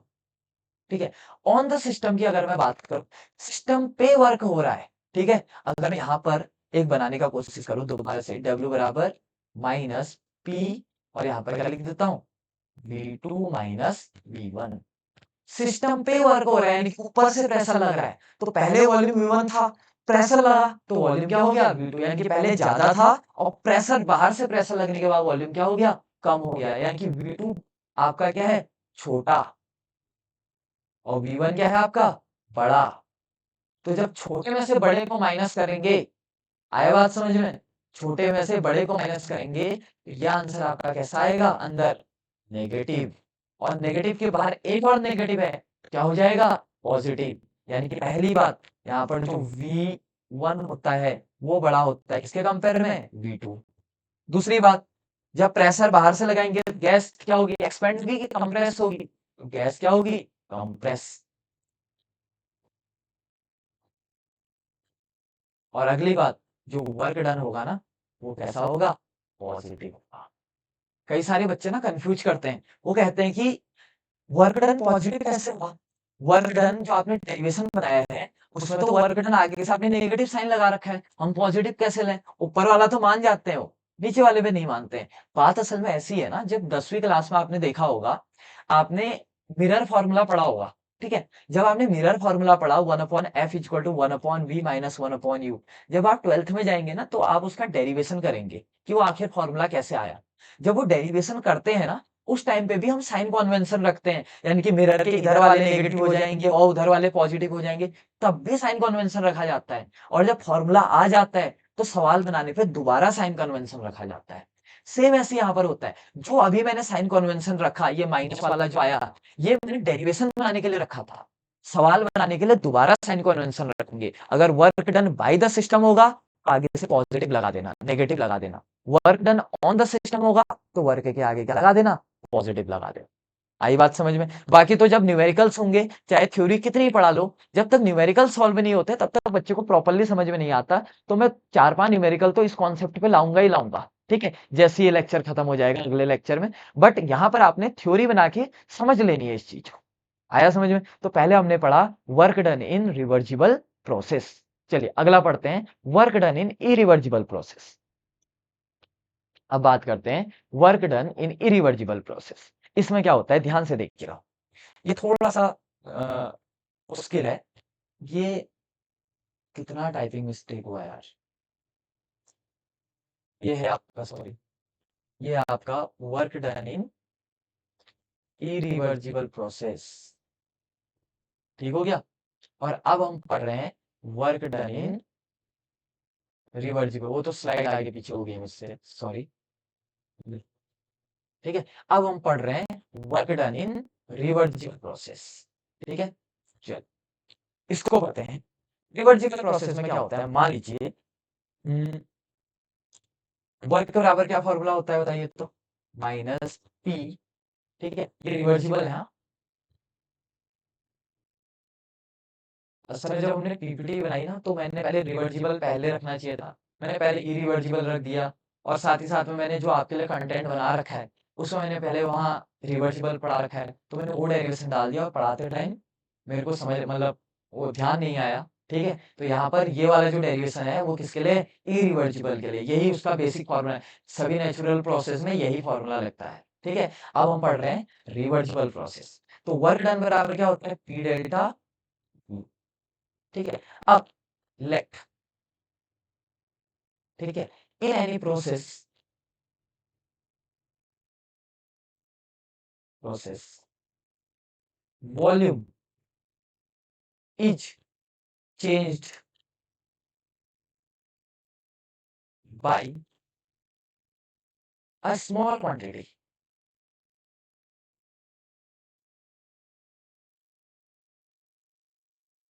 लेट एस, इसका नाम कह दो डीवी। डीवी बोले तो बहुत छोटा वॉल्यूम, टी बोले तो डिफरेंशियल फॉर्म, तो छोटा फॉर्म, ठीक है।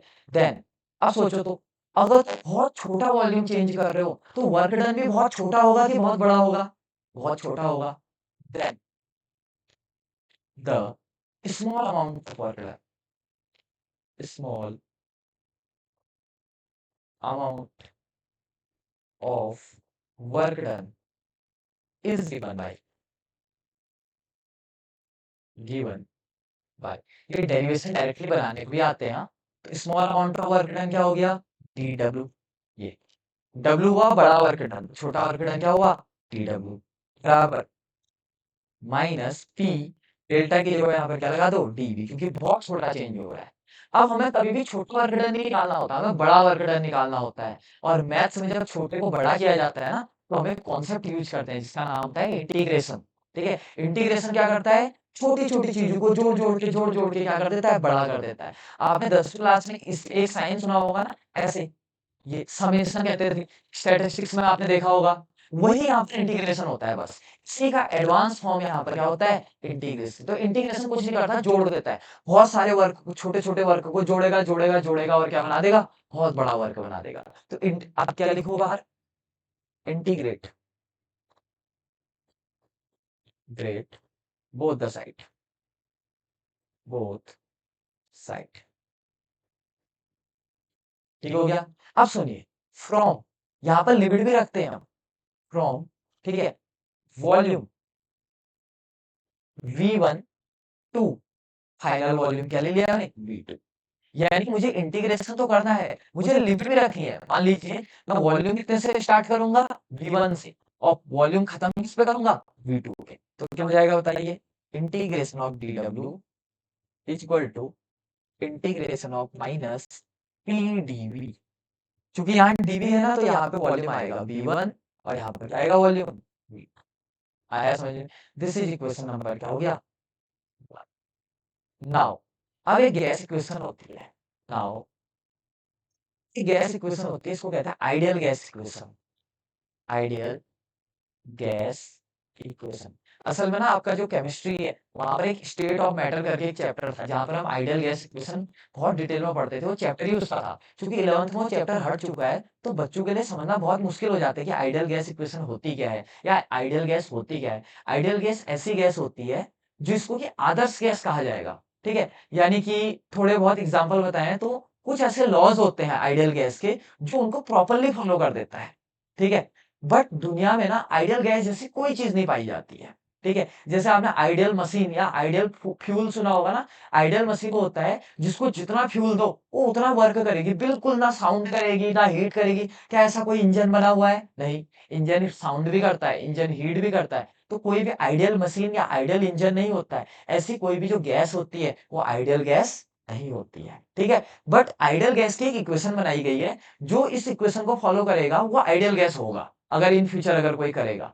तो आइडियल गैस इक्वेशन होती है PV is equal to NRT. अब ये हमको बच्चों को बताना बहुत मुश्किल हो जाता है, क्योंकि ये पूरा एक चैप्टर है असल में। ठीक है, जैसे मैंने अभी तो आपसे बोला कि कुछ प्रॉपर्टीज होती हैं, अब वो प्रॉपर्टीज आपको आखिर कैसे समझा दूं? वो चैप्टर ही आपके सिलेबस में नहीं है। ठीक हो गया। तो यहाँ पर आपको फिलहाल मान लेना है। बाकी जो हमारी शॉर्ट वीडियोस होती है ना यूट्यूब में, वहां पर आप स्टेट्स ऑफ मैटर सर्च करेंगे या आइडियल गैस इक्वेशन बाय ई शिक्षा या बाय गौरव जोशी सर्च करेंगे, तो वहां पर मेरी कोई लेक्चर आ जाएगा। उसमें मैंने आइडियल गैस को 5 से 10 मिनट में समझाया होगा। अगर आपका इंटरेस्ट है तो आप आइडियल गैस को पढ़ सकते हैं। ठीक हो गया। चलिए, यहाँ पर पीवी इक्वल टू क्या रखेंगे? एनआरटी। पी क्या हुआ? प्रेशर। वी क्या हुआ? वॉल्यूम। एन क्या हुआ? Number of mole. आर होता है गैस कांस्टेंट। आर की वैल्यू याद रख लेना। आर बराबर होता है 8.314। ठीक है, ये किलो जूल पर मोल ये होता है। ठीक हो गया। आर की ये वैल्यू हो गई आपकी। अब यहाँ पर से, ठीक है, और टी क्या हुआ? टेम्परेचर। तो यहाँ से अगर कोई पी निकालना चाहे तो पी बराबर क्या हो जाएगा बताइए जरा? एन आर टी और v कहाँ चला जाएगा upon this one. This is equation number. अब हम यहाँ पर क्या करेंगे, put value of t in equation number 1, put t from equation 2 to equation number 1। ठीक है, 2 से 1 में डालेंगे तो क्या बन जाएगा बताइए, तो integration of D W is equal to, देखिए माइनस साइन में बाहर ले लेता हूँ, इंटीग्रेशन पी की जगह कितना लिख देता हूँ मैं बताइए, N R T upon V, और यहाँ पर क्या लिख देता हूँ डी वी। ठीक है, तो डी डब्ल्यू, इसको चलो अभी ऐसे लिख देता हूँ, D W is equal to minus constant चीज है, नंबर ऑफ मोल बाहर आता है, कांस्टेंट चीज हमेशा इंटीग्रेशन से बाहर आ जाता है, टेम्परेचर कांस्टेंट है, आर की तो मैंने यहाँ पर आपको वैल्यू भी लिखा रखी है, तो याद करके ले जानी होती है। ठीक है, तो एन आर और टी आपका क्या हो गया, बाहर आ गया। तो आप कहेंगे कि एनआरटी बाहर आया, वी बाहर क्यों नहीं आया, वी बाहर इसलिए नहीं आया क्योंकि जो इंटीग्रेशन है वो किसके रिस्पेक्ट में हो रहा है, डीवी के रिस्पेक्ट में, जिसके रिस्पेक्ट में इंटीग्रेशन होता है वो बाहर नहीं आता है। ठीक है, और लिमिट यहाँ पर था क्या, v1 से लेके अंदर क्या बचा बताइए तो जरा, इंटीग्रेशन dv अपॉन v, और लिमिट क्या बचा v1 से लेके 2। अब यहाँ पर से थोड़ा इंपॉर्टेंट है, ठीक है, ये बात आपको थोड़ी बहुत याद करनी है कि इंटीग्रेशन, ठीक है, मैं यहाँ पर लिखा देता हूँ, integration dx upon x, dx upon x का जो इंटीग्रेशन होता है वो होता है ln x। ln का मतलब होता है, यहाँ पर ये चीज भी लिख लेना, ln का मतलब होता है log के बेस में e। अब ये log एक क्वांटिटी होती है, जैसे साइन कॉस टेन होता है ना, ऐसे ही एक log भी होता है। तो log के बेस में क्या होता है, e होता है, ये नया टर्म सीखिए आप। तो integration of dx upon x होता है ln x। तो यहाँ पर ऐसे ही बताइए, तो integration of dv upon v क्या हो जाएगा यहाँ पर से बताइए, ln v। ये बात याद रखना है। और यहाँ पर dw, dw का मतलब क्या हुआ, बहुत छोटा वर्क डन, तो बहुत छोटा वर्क डन का इंटीग्रेशन क्या हो जाएगा, बहुत बड़ा वर्क डन, तो dw का इंटीग्रेशन क्या हो जाता है w। ये बात याद रखनी है आपने।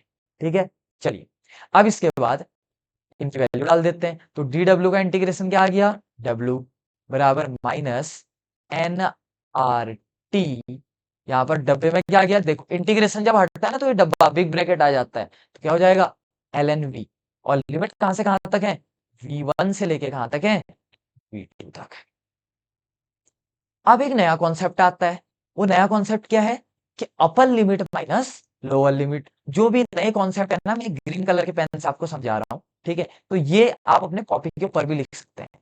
अब इसके बाद जब इंटीग्रेशन हो जाता है ना, तो फिर करते हैं upper limit minus lower limit. ये कैसे किया जाता है, देखिए ये ऐसे करते हैं कि W बराबर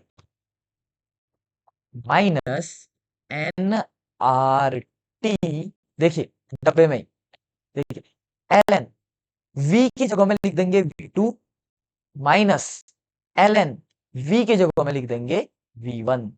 एक बार v की जगह में एल एन वी की जगह में अपर लिमिट रखा एल एन वी टू, एक बार एल एन वी की जगह में लोअर लिमिट रखा एल एन वी वन। आई बात समझ में, यानी कि L N V two minus L N क्या हो जाएगा v1। तो w is equal to minus N R T. अब एक और नया फॉर्मूला, देखिए कितने सारे नए फॉर्मूले हैं यहाँ पर, उसको मैं यहाँ पर लिख देता हूँ कि नया फॉर्मूला है आपका L N A minus L N B बराबर क्या होता है L N A upon B. यानी कि जब एल एन ए में से एल एन बी को माइनस किया जाता है तो बन जाता है L N A upon B. अगर इस वाले कॉन्सेप्ट में अगर हम यहां पर देखें तो क्या हो रहा है बताइए, इस वाले में ये है आपका ए और ये पूरा है आपका बी, V2 हो गया ए और V1 हो गया बी। तो बताइए तो L N A minus L N B कितना हो जाएगा यहां से, ये हो जाएगा आपका L N A upon B. ठीक है, ये ए अपॉन बी नहीं लिखेंगे, यहाँ ए का काम कौन कर रहा है इधर पे V2, और बी का काम कौन कर रहा है यहाँ पे V1। तो ये हो जाएगा आपका L N V2 upon V1। और ये यहाँ पर आपका फॉर्मूला आ गया। ठीक है, डब्बे में डाल दीजिए इसको। तो फॉर्मूला क्या आ गया? W बराबर, अगर आपको थोड़ा सा नहीं दिख रहा है, ठीक है, तो मैं बोल देता हूँ, हो सकता है कि यहाँ पर मेरा फोटो आ रहा हो, माइनस NRT ln V2/V1। आई बात समझ में? अब एक और नया फॉर्मूला। ठीक है, सोचिए कितने सारे फॉर्मूले आपको क्लास 11th में पढ़े। डेरिवेशन बहुत इजी है, उसको कॉम्प्लिकेटेड मत समझिए, बट सोचिए फॉर्मूले कितने ज्यादा करने हैं आप लोगों ने। अब नया फॉर्मूला क्या है आपका, कि जैसे फॉर एग्जांपल हम किससे कहते हैं ना, आज आपने पेस्ट किया, ठीक है, अब हो सकता है कि किसी ने पतंजलि के पेस्ट से किया हो, किसी ने सेंसोडाइन से किया हो, किसी ने पेप्सोडेंट से किया हो, किसी ने मैक्स फ्रेश से किया हो, बहुत सारे तरीके के टूथपेस्ट होते हैं, बट जनरली हम क्या कह देते हैं, क्या आपने कोलगेट किया? यानी कि कोलगेट ब्रांड इतना ज्यादा पॉपुलर हो चुका है कि हमने पूरे टूथपेस्ट को ही किससे रिप्लेस कर दिया? कोलगेट से। आई बात समझ में? तो ऐसे ही यहां पर भी है कि जो ln होता है ना, फॉर्मूला तो आपका बन गया, W बराबर minus NRT ln V2/V1। Exam में ना ln में कभी भी सवाल नहीं आते, फेमस होता है log। अब आप बोलेंगे log और ln में क्या अंतर होता है? मैंने बोला था कि ln का मतलब है log के बेस में e, और वहीं अगर मैं log की बात करूं, log का मतलब होता है log के बेस में 10। log का मतलब है log के बेस में 10। प्रॉपर्टी दोनों की सेम होंगी, जो ln की प्रॉपर्टी होगी वही, बस वैल्यू अलग अलग होंगी। ln 5 की वैल्यू अलग होगी, log 5 की वैल्यू अलग होगी, ln 6 की वैल्यू अलग होगी, log 6 की वैल्यू अलग होगी। आई बात समझ में? तो ln को log में कैसे चेंज करें फिर, क्योंकि सवाल तो log में आने वाले हैं। तो जब ln को, यहाँ पर लिख देता हूं, जब आपका ln को log में चेंज किया जाता है, ln को log में चेंज किया जाता है, तो मल्टीप्लाई किया जाता है 2.303 से, -2.30। किससे मल्टीप्लाई करेंगे? -2.303 से हम क्या करेंगे? मल्टीप्लाई करेंगे। तो ये वर्क डन का फॉर्मूला क्या बन गया, अभी फाइनली बताइए चलिए मुझे। तो ये वर्क डन का हमारा फॉर्मूला बन गया, वर्क बराबर माइनस, ठीक है, देखिए माइनस के आगे एक और माइनस आ गया, तो ये क्या हो गया? प्लस। यहां पर कितना हो गया? 2.303। ठीक हो गया? ये सॉरी, ये माइनस से नहीं करते यार, ये प्लस ही रखिए इसको। ठीक है, तो ये फॉर्मूला बन गया -2.303 NRT log V2/V1। आई बात समझ में? मैं यहां पर लिख देता हूं, अगर किसी को दिक्कत हो रही है तो, जो आपने फॉर्मूला लगाना है। तो वर्क डन का फॉर्मूला हो गया -2.303 NRT log V2/V1। ये फॉर्मूला है आपका। ठीक है, यहां पर एक बात देखिएगा, आप एक बार कमेंट सेक्शन इसका चेक कर लीजिएगा। मैं यहाँ पर थोड़ा-सा कन्फ्यूज़ हूँ कि जब ln को लॉग में चेंज करते हैं, 2.303 से मल्टीप्लाई करते हैं कि -2.303 से मल्टीप्लाई करते हैं? अगर माइनस करते होंगे तो माइनस माइनस प्लस हो जाएगा, ठीक हो गया? और अगर सही किया है तो यही आंसर रहेगा, ठीक है? माइनस में रहेगा। एक बार मैं अपना कमेंट को पिन कर दूँगा, वहाँ पर से आप चीज़ें क्लियर कर लीजिएगा, ठीक हो गया? एक बार आप कमेंट सेक्शन पक्का देखिएगा इसमें। चलिए, मैं वीडियो अपलोड होते ही उस चीज़ को उधर पे पिन कर दूँगा। तो वर्क डन का फॉर्मूला आ गया हमारा -2.303 NRT log V2/V1। This is called work done in reversible process. आई बात समझ में? यहां पर हमने वर्क डन इरिवर्जिबल में भी पढ़ दिया और वर्क डन हमने रिवर्जिबल में भी पढ़ दिया। आई होप यहां तक आपको एक पूरा डेरिवेशन समझ में आया होगा। अदरवाइज इस पार्ट को आप दोबारा से एक बार 2x या 1.5x में रिमाइंड करके एक बार दोबारा देख लीजिए। ठीक है, अब इस टॉपिक का लास्ट सेगमेंट है हमारा फर्स्ट लॉ ऑफ थर्मोडायनेमिक्स, और उसके साथ ये लंबा सा लेक्चर हम ओवर कर देंगे। ठीक हो गया? लेक्चर बेशक थोड़ा लंबा है, बट हाँ, जितना आपको स्कूल में 4 से 5 दिन में पढ़ाया जाएगा, उतना मैंने 1 से 1.5 घंटे में आपका ये कवर कर दिया है। तो फर्स्ट लॉ, थर्मोडायनेमिक्स के टोटल 3 लॉ होते हैं। यहाँ पर हमको केमिस्ट्री में जनरली फर्स्ट लॉ पढ़ना होता है। मैं second law, third and third law भी केमिस्ट्री में पढ़ा दूंगा, बट केमिस्ट्री में उसका कोई ज्यादा इंपॉर्टेंस है नहीं, इवन आपके सिलेबस में भी वो नहीं है। ठीक है, फर्स्ट लॉ ऑफ थर्मोडायनेमिक्स यहाँ पर हम करें तो इसको एनर्जी कंजर्वेशन का लॉ भी कहा जाता है। This law also called law of conservation of energy. Law of conservation of energy क्या कहता है? According to this law, energy neither be created nor भी डिस्ट्रॉय नहीं बनाई जा सकती है, ना ही खत्म की जा सकती है। Only can change from one form to another. आई बात समझ? जैसा मैंने लेक्चर के शुरुआत में आपको एक एग्जांपल दिया था कि आपकी जो एनर्जी होती है उसी के इंटर कन्वर्जन को क्या कहते हैं? थर्मोडायनेमिक्स। तो थर्मोडायनेमिक्स का फर्स्ट लॉ भी तो वही होगा कि एनर्जी ना बनाई जा सकती है, ना ही खत्म की जा सकती है। तो एनर्जी को सिर्फ क्या किया जा सकता है? इंटर कन्वर्ट किया जा सकता है from one form to another. या आप सिंपली कह सकते हो the energy of a universe remain constant. यानी कि ना एनर्जी बन रही, ना खत्म हो रही, बस चेंज होते जा रही, फ्लो होते जा रही। ठीक है, जैसे फॉर एग्जांपल देश में पैसे होते हैं ना, पैसे जर्नली वैसे तो आरबीआई छापती है टाइम पे, बट एक टाइम पे आरबीआई जब पैसे छापने बंद कर देती है तो होता क्या है? वही पैसे आरबीआई देती है, पूरे मार्केट में घूमते हो पैसे, आपके पास आए, हमने कुछ सामान खरीदा, हमने दुकानदार को दिया, उसने किसी और को दिया, उसने किसी और को दिया, फिर कंपनी में गया, फिर सरकार ने कलेक्ट किया और दोबारा किसके पास आ गए? आरबीआई के पास। यानी कि जो पैसे होते हैं ना वो लिमिटेड होते हैं। इसीलिए ऐसा नहीं कि आरबीआई को लगे कि यार इसके पास 1,000 रुपए नहीं है, चलो आज 1,000 रुपए ही छाप देते हैं। ऐसा नहीं होता है, अपने मन से नहीं छापा जा सकता। बहुत सारी जब आप कॉमर्स वगैरह पढ़ेंगे तो आपको देखेगा कि बहुत सारे फैक्टर्स पे डिपेंड करता है जब आरबीआई को नोट छापने पड़ते हैं। अदरवाइज आरबीआई कभी भी नोट नहीं छापती है। अगर आरबीआई नोट छापना कम कर देगा तो एक एक नोट की वैल्यू बहुत ज्यादा हो जाएगी।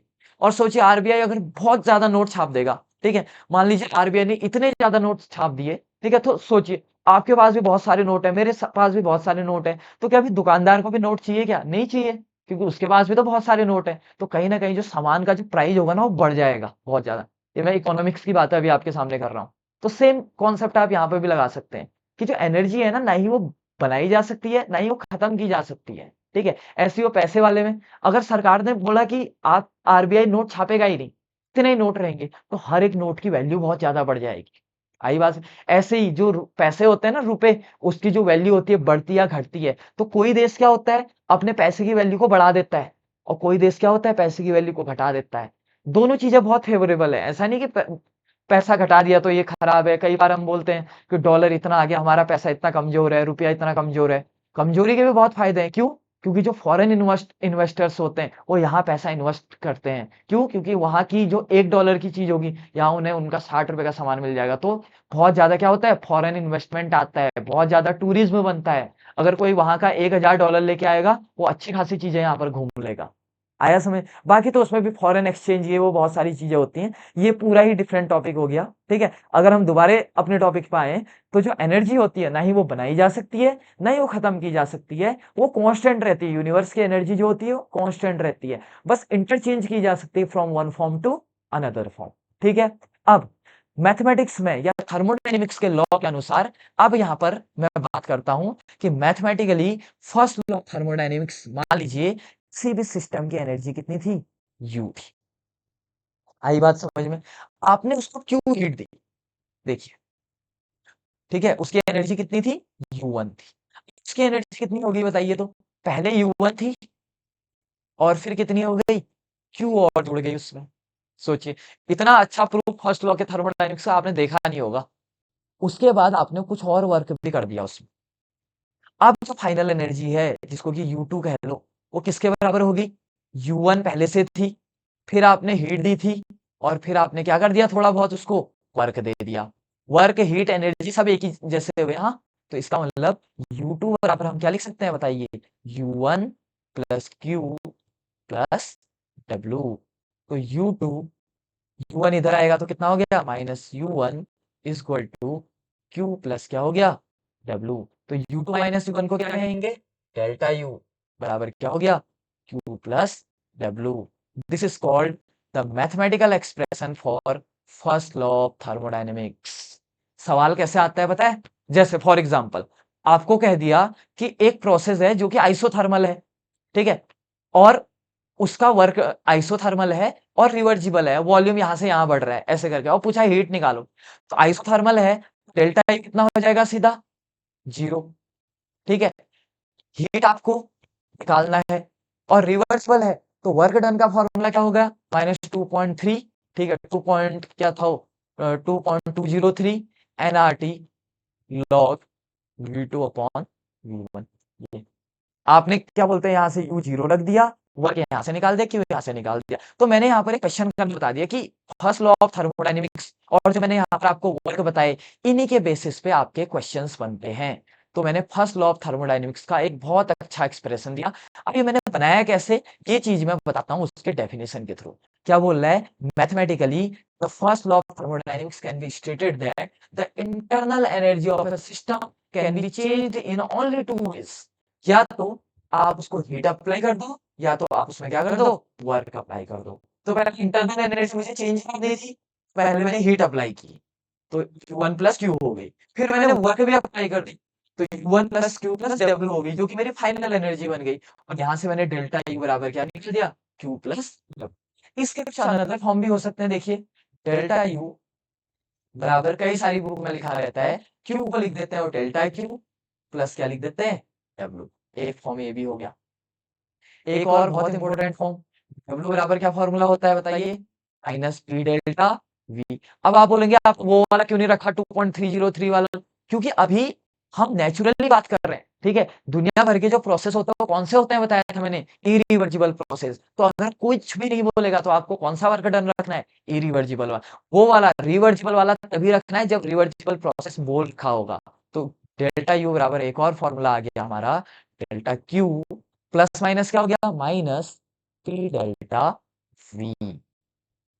This one, this is called first law of thermodynamics. हो सकता है कि आपके सर ने लिखाया हो डेल्टा क्यू बराबर या क्यू बराबर delta U minus P delta we, इधर जाएगा तो कितना हो जाएगा, प्लस पी डेल्टा वी। कई सारी बुक्स में या स्कूल में ऐसे भी लिखा होता है, एक ही बात है, आगे इधर का उधर, उधर का इधर क्या। I hope first law of thermodynamics यहाँ पर आपको बहुत अच्छे से आ गया होगा। नेक्स्ट लेक्चर में हम इससे रिलेटेड कुछ सवाल आपके सामने लेके आएंगे और उसको यहाँ पर हम सॉल्व करेंगे, ताकि जितना भी हमने इस लेक्चर में पढ़ा वो आपका पूरा उधर पे क्या हो जाए, कंफर्म हो जाए। बाकी इस पूरे लेक्चर की पीडीएफ डिस्क्रिप्शन में हमारे टेलीग्राम चैनल का लिंक है, वहां पे मिल जाएगी। और अगर आप हमारे ऐप में इस वीडियो को देख रहे हैं तो जो हमारा स्टडी मटेरियल वाला सेक्शन है, वहां पर आपको इस पूरे वीडियो का जो पीपीटी आपके सामने बनी है, इनका पीडीएफ लिंक वहां पर आपको प्रोवाइड करवा दिया जाएगा। आई होप यहाँ तक का आपको हमारा लेक्चर पसंद आया होगा, हमारा ये प्रयास अच्छा रहा होगा, आपको पसंद आया होगा। ठीक है, ये हमारा एक पहला प्रयास था कि जिसमें हमने कोशिश की कि फर्स्ट लॉ ऑफ थर्मोडायनेमिक्स को हम बहुत बेटर वे में आपके सामने एक्सप्लेन कर पाएं। बाकी लेक्चर थोड़ा सा लंबा हो गया ये मैं जानता हूं, बट हाँ, आपके लिए भी थोड़ा सा ही लेक्चर लंबा हो गया, बट साथ ही साथ में मेरे लिए भी ये काफी मुश्किल था, क्योंकि मैंने 1-1.5 घंटे की वन टेक में आपके सामने पूरा लेक्चर कवर किया है, वो भी ऑनलाइन फॉर्म में। ऑफलाइन फॉर्म में तो पढ़ाना बहुत अच्छा रहता है, बीच में थोड़ी बहुत बात कर ली हमने, ठीक है, बीच में रेस्ट ले लिया, बट ऑनलाइन फॉर्म में जर्नली ये पॉसिबल नहीं हो पाता है। ठीक है, तो फिर भी हमने कोशिश की है कि आपके सामने एक बेस्ट कंटेंट आपको डिलीवर किया जाए। बाकी ये सारा जो भी पीपीटी आपके सामने है, आप इसका स्क्रीनशॉट ले सकते हैं, ठीक है। ये पूरा पीपीटी आपके सामने है, और लिंक तो मैं आपको टेलीग्राम चैनल पे या इसका पीडीएफ तो प्रोवाइड करवा ही रहा हूँ। बाकी इसका लेक्चर नंबर 2 या तो इसके बाद जो आएगा वो हमारी क्वेश्चंस की सीरीज आएगी, या इसी का लेक्चर नंबर 2 जो भी मुझे सुटेबल लगे उसको अपलोड कर दूंगा। वीडियो खत्म होने वाली है, लास्ट में हमारा एक कार्ड आएगा, कार्ड में इसके पूरे प्लेलिस्ट का लिंक है। आप चाहें तो प्लेलिस्ट को ज्वाइन करके थर्मोडायनेमिक्स में जितनी भी हमारी वीडियोस आई है उन सभी को आप चेकआउट कर सकते हैं। बाकी अगर कोई भी आपको डाउट हुआ है तो आपने कमेंट करना है, आपके हर एक डाउट का रिप्लाई आपको पक्का मिलेगा। ठीक है, तो चलिए मिलते हैं इसके लेक्चर नंबर 2 में, जहां पर हम या तो क्वेश्चंस प्रैक्टिस करेंगे या जो फर्दर कॉन्सेप्ट है उसको हम लेके आएंगे। तब तक आप जितना भी मैंने आज ये पढ़ाया इस सब का रिवाइज कर दीजिए, क्योंकि मैंने बार बार बोला है जितना मैंने आज पढ़ाया ये स्कूल में 5 से 6 दिन में पढ़ाया जाएगा। ठीक है, तो चलिए मिलते हैं अगले लेक्चर में। Thank you very much.